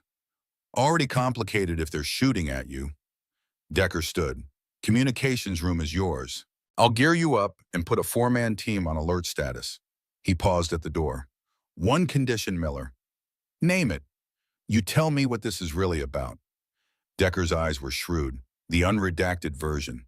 Because you didn't come to me just for a burner phone and some bandages. Jack held his former teammate's gaze. Decker had saved his life twice in Afghanistan, had been one of the few who stood by him after the Khorasan inquiry.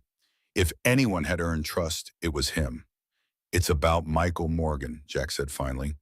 About finishing what he started in Khorasan and keeping a promise I made 5 years ago. Understanding dawned in Decker's eyes.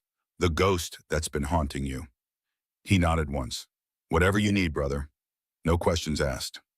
After Decker left, Jack accessed the secure communications system, inputting the emergency contact protocol he'd established with Sarah during their contingency planning. Triple encrypted, routed through multiple anonymous servers designed to be untraceable, even if Morgan Technologies' systems were compromised. The message was simple: verify status. Compass secure. Chen compromised, but stable. Await instructions. While waiting for a response, Jack checked on Chen. Dr. Reeves had properly cleaned, stitched, and bandaged the wound, administering antibiotics and pain management. She'll need rest, but the wound was clean, Reeves reported.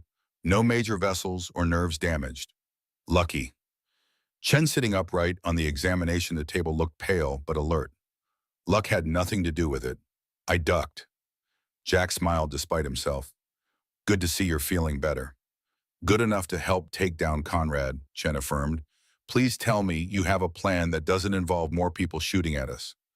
Working on it, Jack showed her the message he had sent Sarah. We need to confirm her status first, then coordinate our approach before the board meeting. What time is the meeting scheduled? 9 a.m. Jack checked his watch. Less than 4 hours from now. Chen frowned. Even if we establish contact, what can we do? Conrad has board support armed operatives and potentially access to Morgan Technologies' security systems. We have the Compass fragment, Jack countered, and Hayes claims to have another. If we can secure those and confirm Sarah and Emma's safety, we can activate the dead man's switch, deny Conrad the technology entirely. Scorched earth, Chen murmured. Michael would approve, but it means destroying years of work innovations that could have helped millions. Better destroyed than weaponized, Jack said firmly. The secure communication terminal chimed, indicating a response. Jack accessed the message, Chen reading over his shoulder. Status secure. Emma with me. Conrad moving faster than anticipated. Board meeting moved to 7:30 a.m. Meet at secondary location Alpha at 6:15. Bring Compass and Chen if possible. Trust no one. Jack checked the authentication code embedded in the message. It matched Sarah's personal key, one that would be nearly impossible to fake without direct access to her biometric data. Secondary location Alpha, Chen mused. The boathouse at Lake Mercer. Jack nodded. Designated fallback point if his primary was compromised. Remote defensible with multiple escape routes. It could be a trap, Chen warned. Everything could be a trap. Jack straightened. But the authentication checks out, and we're running out of options and time. He returned to the briefing room where Decker waited with an array of equipment laid out on the table: tactical gear, communications, weapons. Your secure message got a response, Decker reported. Authentication protocols verified. We need transport to Lake Mercer, Jack said, examining the tactical vest Decker had provided. And that team on standby. Decker nodded. Already prepping. ETA 4, ready status is 20 minutes. He gestured to the equipment. Take what you need. The Glock is clean, untraceable. The vest will stop most small arms fire. Jack began gearing up, the familiar routine of preparing for a mission settling his mind. Check weapon, secure extra magazines, test communications, arrange medical supplies for quick access. The muscle memory from countless operations guided his hands. One more thing, Decker said, placing a small metal case on the table. Thought you might need this. Jack opened the case to find a tactical sidearm he recognized immediately, a custom-modified MK-23 with suppressor attachments. His weapon from Special Forces days. How did you kept it after you left service? Decker said simply. Figured you might want it back someday. The weapon felt right in Jack's hand, an extension of himself from another life. He checked it methodically, muscle memory guiding each movement. "Thank you." The words were inadequate for the gesture's significance. Decker clasped his shoulder. "Bring it back when you're done, preferably with you still attached to it." 20 minutes later, Jack and Chen were in a nondescript SUV headed toward Lake Mercer. Dawn painted the sky in streaks of pink and gold, the city giving way to suburbs, then to the wooded areas surrounding the lake. Chen sat silently beside him, the tactical vest Decker had provided looking oversized on her slender frame. "You know how to use that?" Jack asked, nodding to the compact pistol she held. "Michael taught me. Said everyone involved with Phoenix should know basic self-defense." Chen checked the weapon with surprising competence. "Never thought I'd need to use it." "With luck, you won't today either." The lake came into view, its surface mist shrouded in the early morning light. Jack followed the access road to a secluded area where several private boathouses dotted the shoreline. Sarah's, or rather a shell company's, was the third structure, a modest wooden building with a small dock extending into the water. Jack parked 100 yards away, concealing the vehicle in a stand of trees. "Stay here until I verify it's clear," he instructed Chen. "Like hell," she replied calmly. "We go together. Michael's rule: never split the team when entering an unknown situation." Jack recognized the stubborn set of her jaw, so reminiscent of Michael himself. "Fine, but stay behind me, and if anything feels wrong, run like hell. I know the drill." They approached cautiously, Jack scanning for surveillance traps or signs of hostile presence. Nothing obvious, but the hairs on the back of his neck stood at attention. The small parking area beside the boathouse held a single vehicle, the black SUV Jack recognized as Sarah's private transportation. The boathouse door was closed, no lights visible within. Jack positioned Chen at his six, covering their rear approach, while he moved to the side of the building. 3 light taps on the window, the prearranged signal. Silence. Jack tried again, tension mounting. Nothing. He tried the door handle. Unlocked.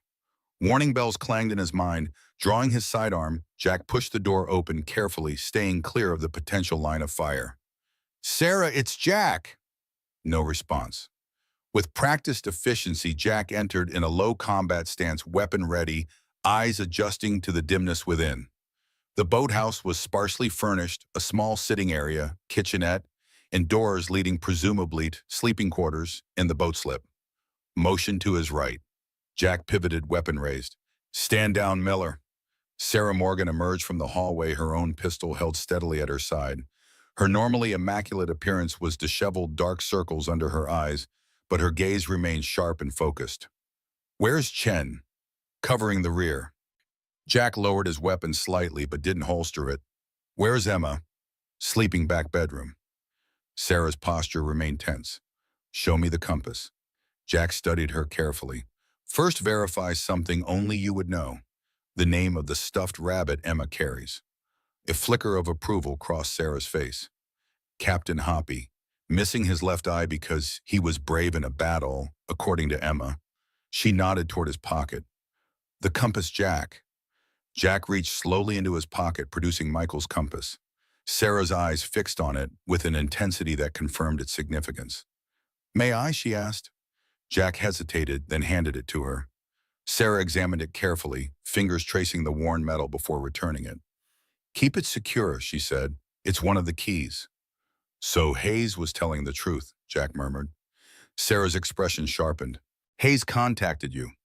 When Jack gave her the condensed version of his parking garage encounter with their former commanding officer, Hayes's revelations about Khorasan and his claim to possess another fragment, Sarah listened intently, her expression growing more troubled with each detail. "Hayes disappeared after the Khorasan inquiry. Michael always believed he was forced out to silence him about what really happened."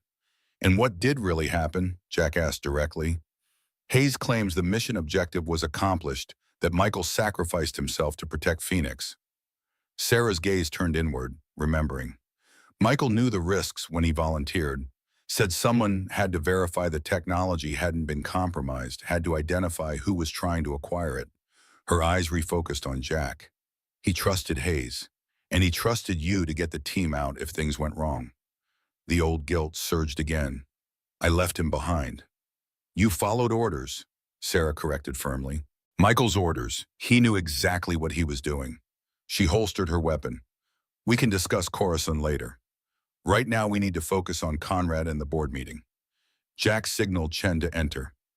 As she joined them, Sarah assessed her condition with a sharp eye. You're injured. I'll live, Chen replied simply. Conrad's team paid me a visit, asked about the fragments, mentioned Hayes specifically. Sarah nodded grimly. They've been systematically eliminating anyone connected to Phoenix's original architecture. 3 of Michael's former team members have died in accidents over the past year. How did Conrad find them? Jack asked. The project was classified, compartmentalized. Someone gave us access to Michael's personal files, Sarah said bitterly.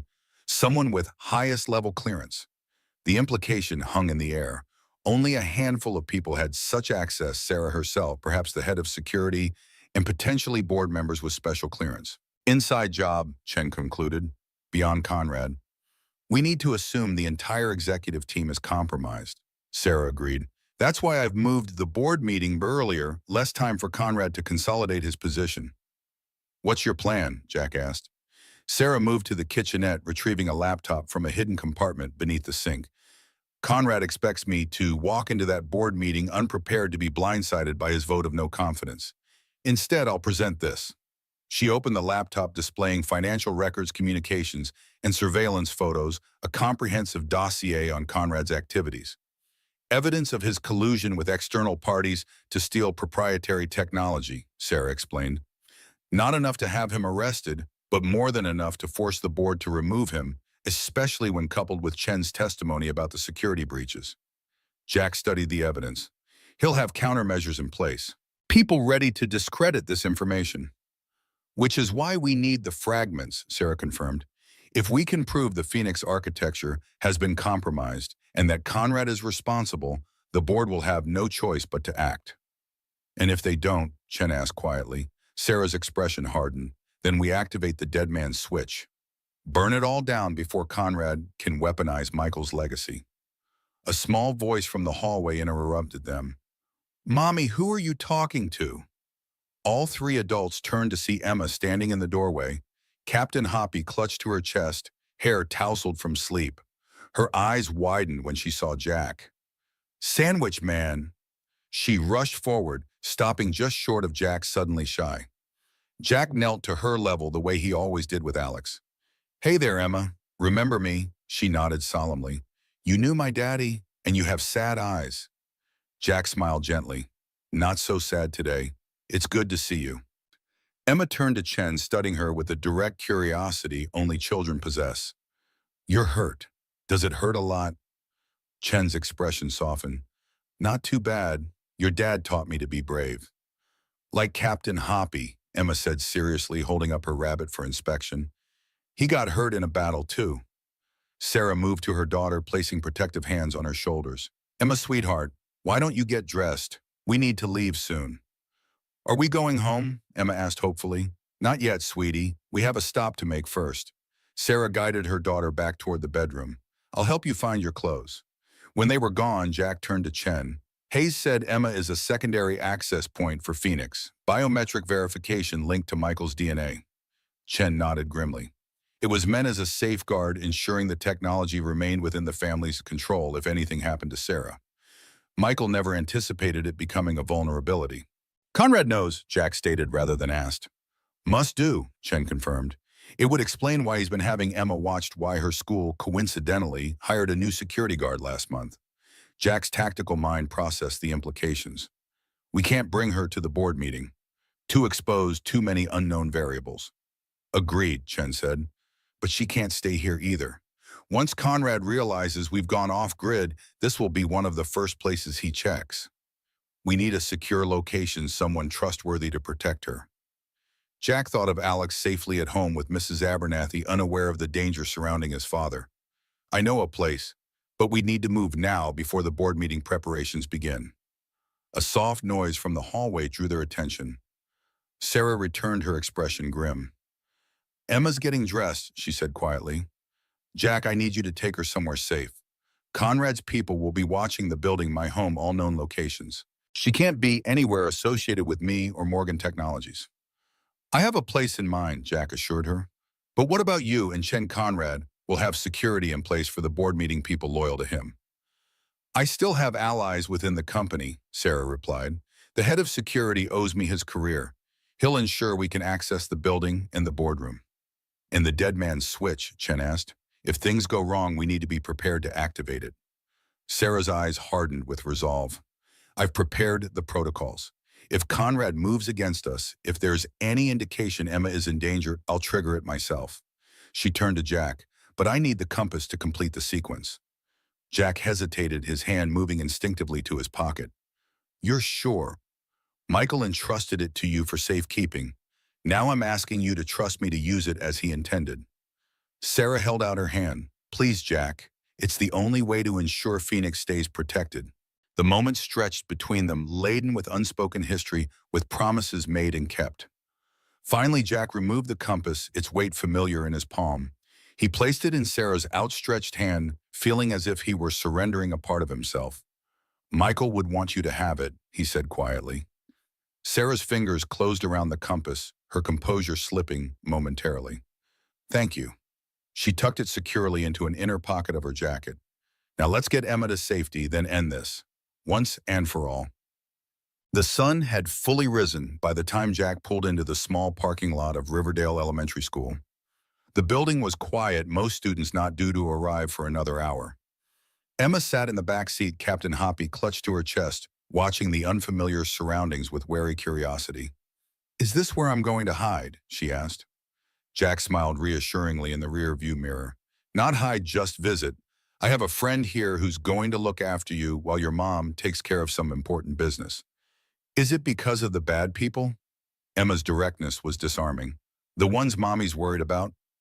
Jack turned in his seat to face her. Your mom's very brave, Emma. Like your dad was. She's making sure those people can't take what doesn't belong to them. Emma nodded solemnly. Daddy always said taking things that aren't yours is wrong, even if you really, really want them. Your dad was a smart man. Jack checked his watch, 6:45 a.m. Sarah and Chen would be approaching Morgan Technologies, now implementing the first phase of their plan. Come on, let's go meet my friend. He helped Emma from the car, scanning the surroundings for any sign of surveillance or threat. The school grounds appeared normal, empty at this early hour, except for a few teachers' cars in the staff parking area.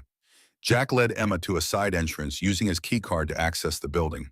He called ahead, arranging everything during the drive from the lake. Now he guided Emma through quiet hallways to a classroom near the back of the building. The door opened before they reached it, revealing Mrs. Abernathy's kind, weathered face. The elderly woman who had been Jack's neighbor and Alex's occasional caretaker for 3 years smiled warmly at Emma. Well, hello there, young lady. You must be Emma. I've heard so much about you. She knelt despite her arthritis, extending a hand. I'm Mrs. Abernathy. I'm a friend of Jack's, and I have a special guest waiting to meet you. Emma looked questioningly at Jack, who nodded encouragement. She took Mrs. Abernathy's hand tentatively. Is it another grown-up? She asked. Mrs. Abernathy chuckled. No, dear. It's Alex, Jack's son. He's about your age, and he's very excited to have a friend visit this morning before school starts. Emma's eyes widened with interest. Jack has a little boy, too. I sure do, Jack confirmed, and he's been wanting to meet you. Inside the classroom, Alex sat at a small table coloring intently. He looked up as they entered, his face brightening at the sight of his father. Dad. He rushed over, throwing his arms around Jack's waist. Mrs. A said you had a surprise. Is this her? He peered curiously at Emma. Jack ruffled his son's hair affectionately. Alex, this is Emma. Emma, this is my son, Alex. The children regarded each other with the direct assessment only kids can manage. Then Alex spotted Captain Hoppy. Cool rabbit, he said appreciatively. What happened to his eye? He lost it being brave in a battle, Emma explained, her reserve melting slightly. Awesome, Alex said with genuine admiration. Want to see my dinosaur drawing? It's a T-Rex with laser eyes. Just like that, the connection was made. Emma followed Alex to the table, Captain Hoppy tucked securely under one arm. Jack moved to Mrs. Abernathy, speaking quietly. Thank you for doing this. I wouldn't ask if it wasn't important. Nonsense, the older woman said warmly. Alex has been wanting a play date for ages, and any friend of yours is a friend of mine. Her kind eyes grew serious. Is everything all right, Jack? You look troubled. Just work complications, Jack assured him. I should be back by normal pickup time, but if anything changes, I'll call. Mrs. Abernathy patted his arm. Don't you worry about these two. We'll have a wonderful morning together. Jack approached the children's table, kneeling beside Emma. I have to go help your mom now, Emma, but Mrs. Abernathy and Alex will take good care of you until we come back. Emma looked up from the dinosaur drawing, her expression suddenly serious beyond her years. Are you going to fight the bad people? Jack considered his answer carefully. I'm going to make sure they don't take what isn't theirs, just like your dad would want. Emma nodded solemnly, then surprised him by wrapping small arms around his neck in a quick hug. Be careful, she whispered. Mommy needs you to come back. The simple statement hit Jack with unexpected force. He returned the hug gently. I will. I promise. As he stood to leave, Alex caught his hand. Dad, is everything okay? Jack saw the worry in his son's eyes, the perceptiveness that sometimes startled him. Everything's fine, buddy. Just helping a friend with a problem at work. Like you helped Mr. Rodriguez when his car wouldn't start. Jack smiled, touched by his son's attempt to understand. Something like that. Bigger problem. Same idea. Okay, Alex seemed satisfied. I'll take care of Emma till you get back. I know you will. Jack hugged his son quickly. Be good for Mrs. Abernathy. I'll see you this afternoon. As Jack left the classroom, he glanced back one more time. The children were already bent over the drawing together, Emma pointing to something on the page, Alex nodding enthusiastically. In that moment, they were just kids, untouched by the shadows of corporate espionage, classified technology, or parents' legacies.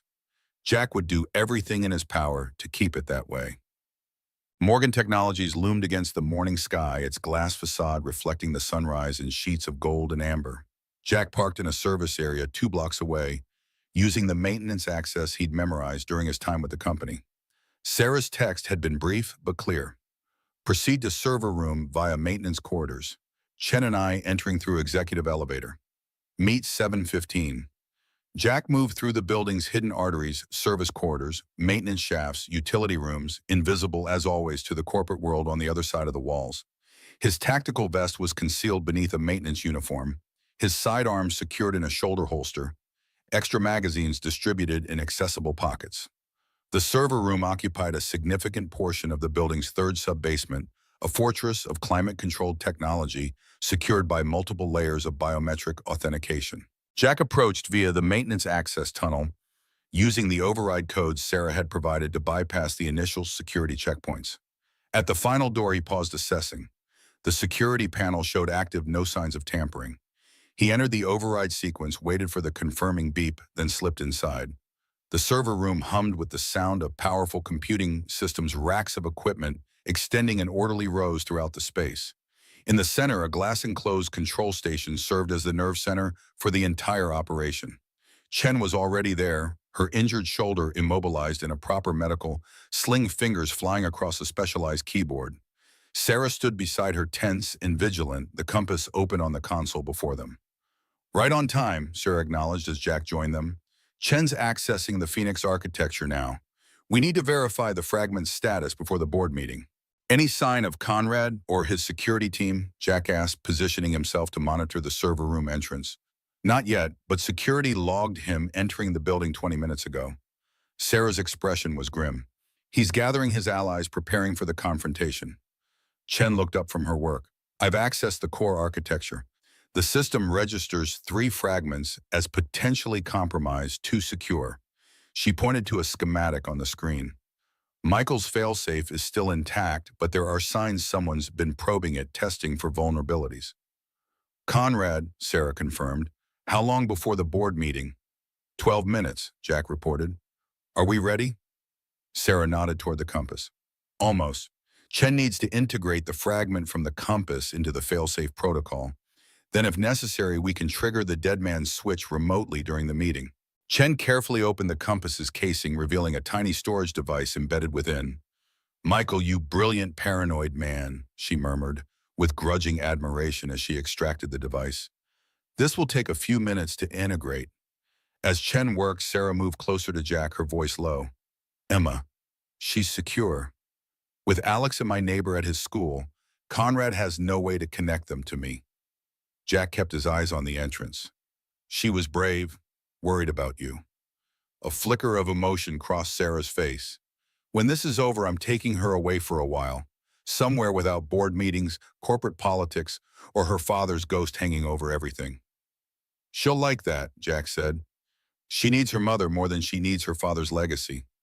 Sarah studied him thoughtfully. And what about you, Jack? What will you do when this is over? The question caught him off guard. For 5 years, Jack had lived day to day focused on survival, on providing for Alex, on managing the guilt and memories of Corson. The future had always been a vague concept, something to endure rather than plan for. I haven't thought that far ahead, he admitted. You should, Sarah said quietly. Michael would want you to live, not just exist. She hesitated. Alex deserves a father who isn't haunted by the past. Before Jack could respond, Chen interrupted. It's done. The compass fragment is integrated. The failsafe is primed and ready. Sarah straightened, CEO mask sliding into place. Excellent. Transfer the activation protocol to my secure device. If Conrad makes his move during the meeting, I'll trigger it remotely. Chen completed the transfer, then looked up at Sarah. What about Hayes? If he really has another fragment, shouldn't we try to contact him? Too risky, Sarah decided. For all we know, Conrad has him already. We proceed with what we have. She checked her watch. It's time. The board will be assembling now. Jack assessed their options. I'll take point, clear the route to the boardroom. Chen stays here to monitor systems and provide technical backup. Sarah makes the presentation. Sarah nodded agreement. If anything goes wrong, if Conrad has more support than we anticipated, I'll activate the failsafe. Phoenix will be erased rather than compromised. And Conrad, Chen asked, will be exposed, removed, and prosecuted, Sarah said firmly, for corporate espionage, at minimum potentially treason if we can prove foreign involvement. Jack wasn't so sure it would be that clean. Men like Conrad with resources and connections rarely faced full consequences for their actions. But that was a problem for later. Right now, they needed to focus on the immediate threat. Let's move, he said, checking his weapon discreetly. Stay behind me, maintain distance in case we're separated. They exited the server room, Jack leading the way through the maintenance corridors toward the executive level. As they approached the transition point to the main building, Jack's combat instincts registered a change in the environment, subtle but unmistakable. Wait, he whispered, halting their progress. Something's wrong. Sarah tensed beside him. What is it? Jack listened intently, years of battlefield awareness guiding his senses. The building's too quiet. Executive floor should be busy with staff arriving, preparation for the board meeting. I'm not hearing normal activity. He eased forward to the access door, carefully checking the corridor beyond through the small security window. The executive floor appeared deserted, no assistants at their desks, no security personnel at their stations. Empty. Trap, Jack concluded, drawing back. Conrad's cleared the floor, probably isolated the board members, already controlled the environment. Sarah's expression hardened. We need another approach. Maintenance elevator to the roof, Jack decided, then down the executive stairwell. Less predictable than coming up from below. They backtracked rapidly, taking a service elevator to the building's roof level. The morning air was cool and clear, the city spread before them in a panorama of urban geometry.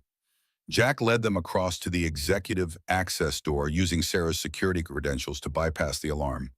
The stairwell was silent, emergency lighting casting everything in a dim red glow. They descended quickly, Jack in the lead, or following closely, both alert for any sign of Conrad's security team.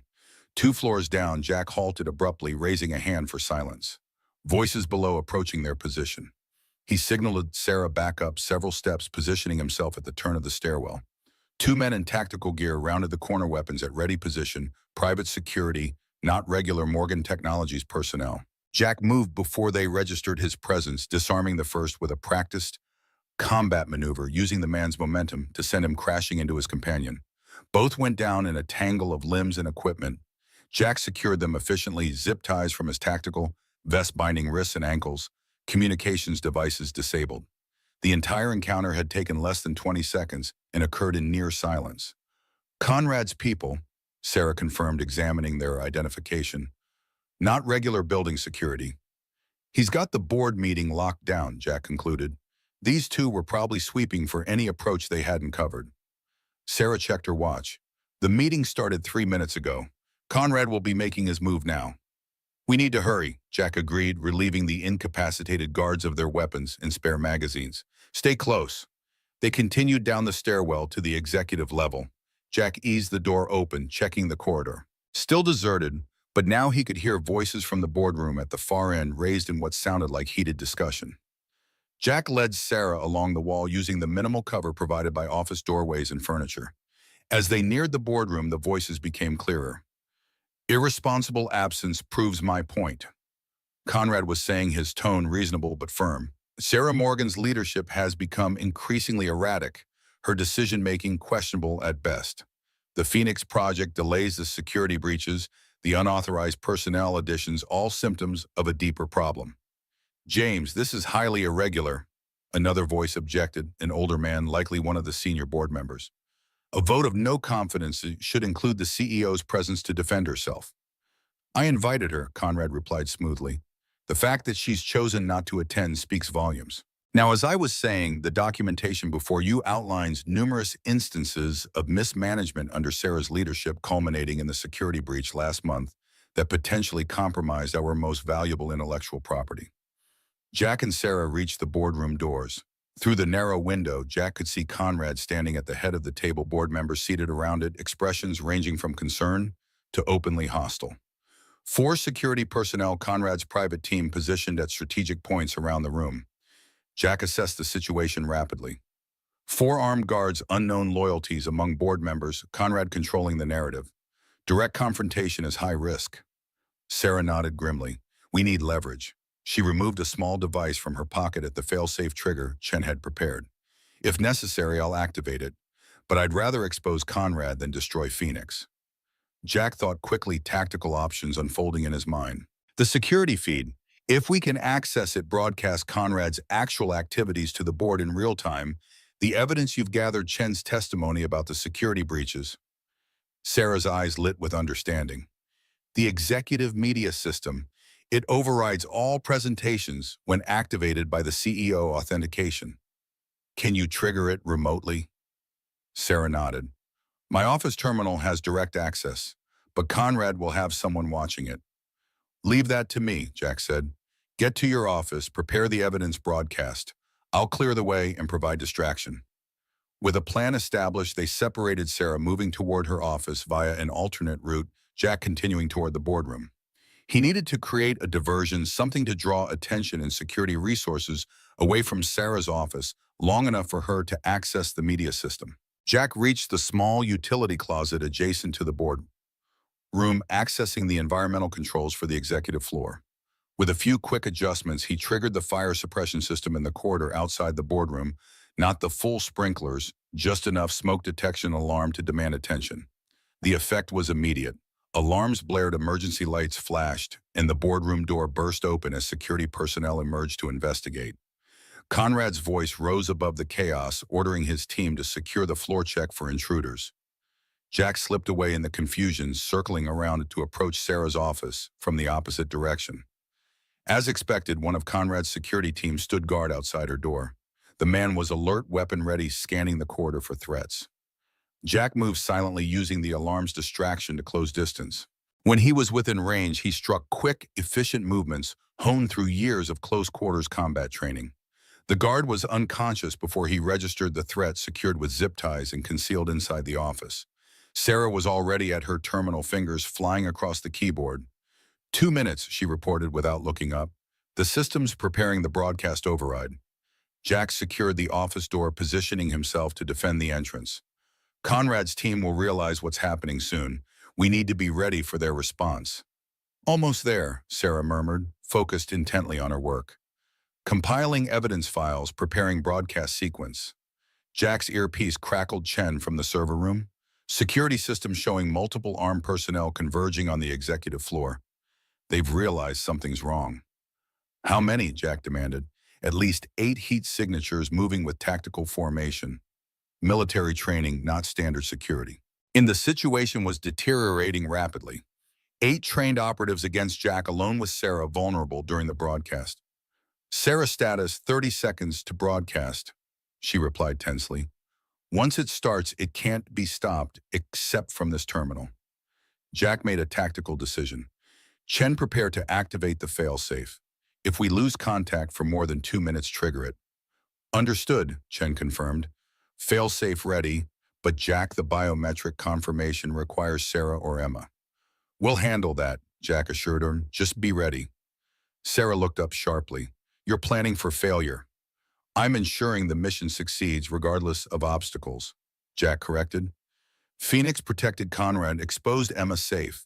Those are the objectives. Before Sarah could respond, the terminal chimed.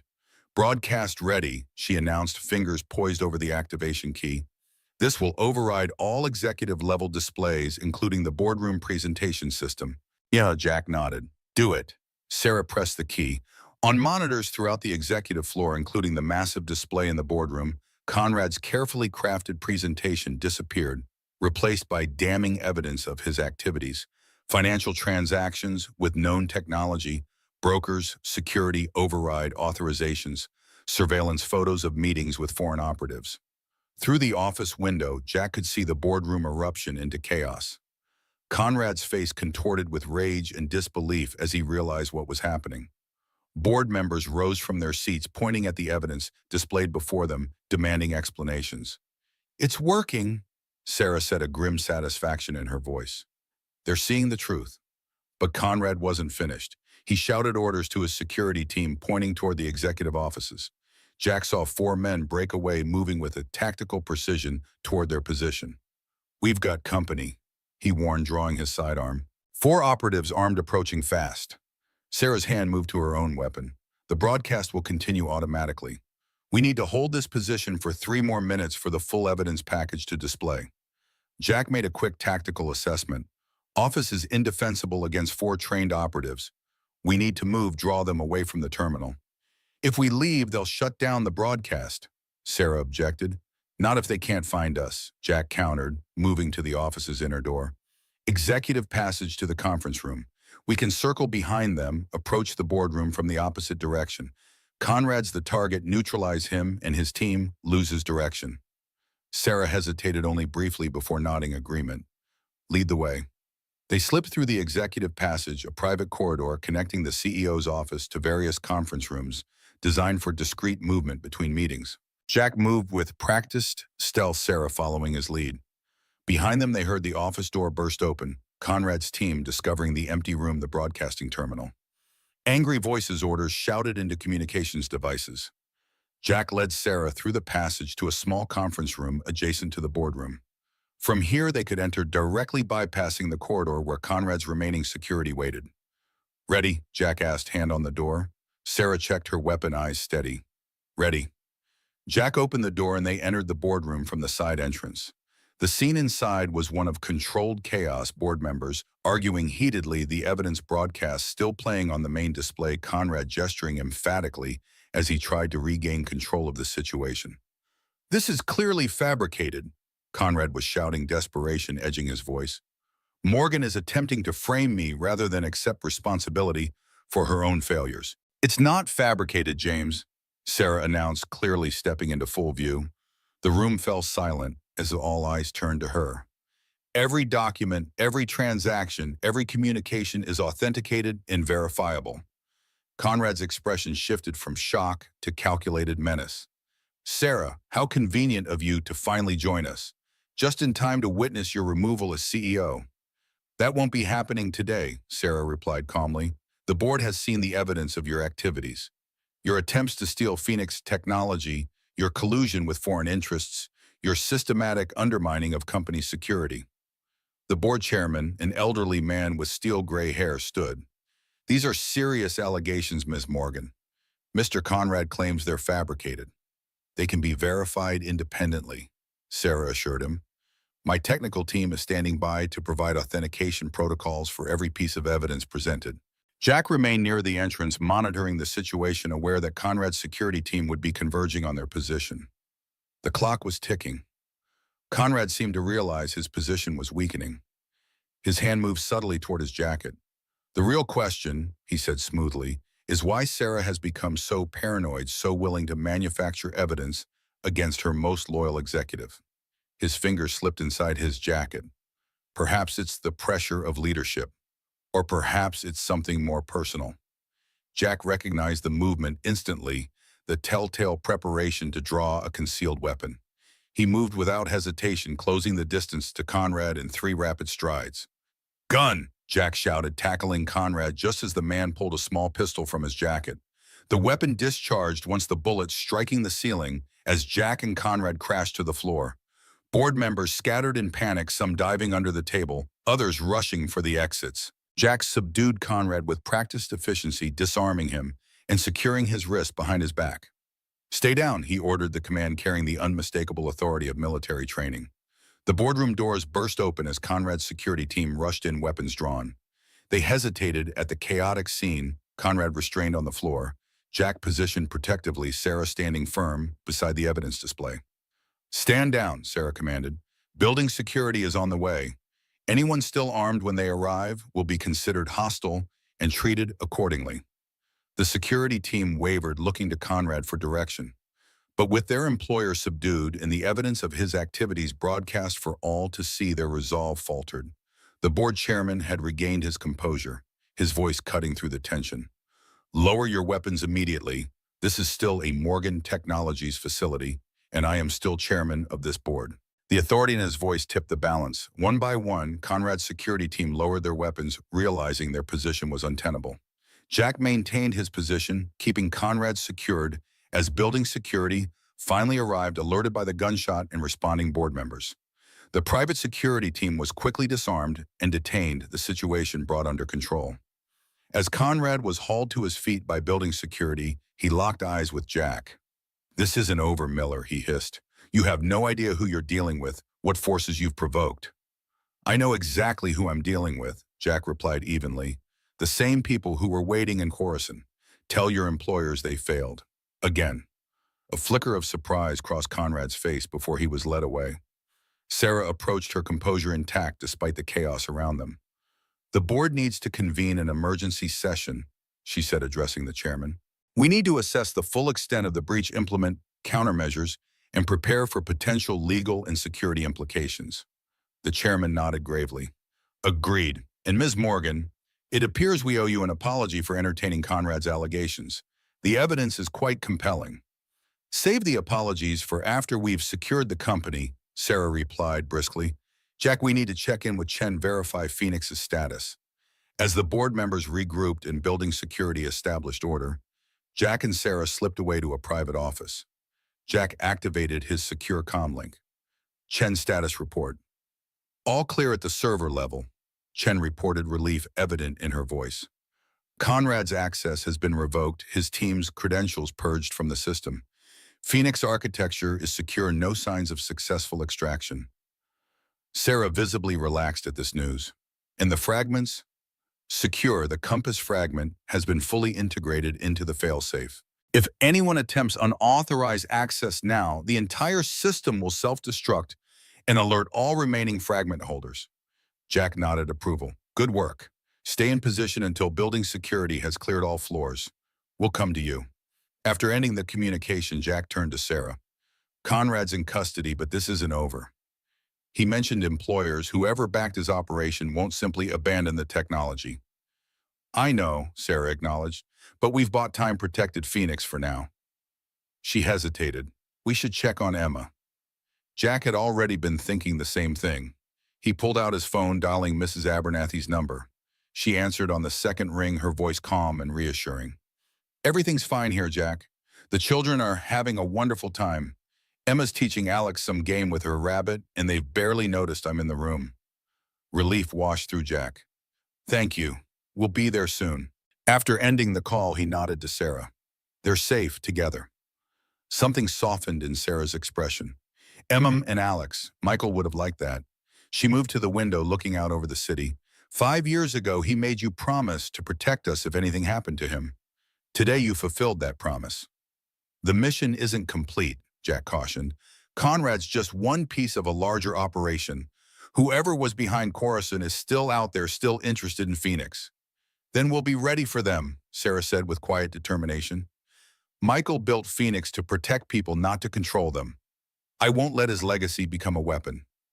Jack studied her profile, seeing for the first time not just the CEO, not Michael's widow, but Sarah Morgan herself. Strong, resilient, determined to protect what mattered most. What happens now, he asked. Sarah turned to face him. Now we pick up our children. We take them somewhere safe while the legal and security teams do their work. She hesitated. And then we talk about the future, about what comes next. For Phoenix. For all of us, Sarah clarified. Emma, Alex, you, me. She met his gaze directly. 5 years is a long time to live in the shadow of the past, Jack. Maybe it's time we both stepped into the light. The words resonated with unexpected depth. For 5 years, Jack had existed rather than lived, focused on survival and obligation rather than possibility. The future had always been something to endure, not embrace.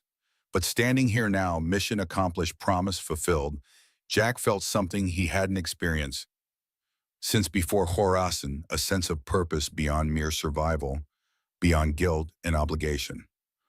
One step at a time, he said finally. First we secure Phoenix, then we make sure the children are safe. He paused. After that, we'll see. Sarah smiled, a genuine expression that transformed her features, revealing the woman behind the CEO facade. Michael always said you were the cautious one, always planning 3 moves ahead. He was the optimist. Jack acknowledged memories of his friend rising without the usual accompanying pain. Always certain things would work out for the best. Maybe this time he was right, Sarah suggested. She moved toward the door. Come on, there are 2 children waiting for us, and I've kept my daughter waiting long enough. As they left the office together, Jack felt the compass's absence from his pocket, a physical reminder of obligations fulfilled, promises kept. For 5 years, he had carried it as a talisman of guilt and failure. Now integrated into Phoenix's protection, it served its true purpose, safeguarding Michael's legacy for the future. Some debts could never be fully repaid, but perhaps they could be honored in ways that allowed for new beginnings, new promises, new life. Jack followed Sarah toward the elevator, toward the children, toward whatever came next. One step at a time, the silent oath finally fulfilled.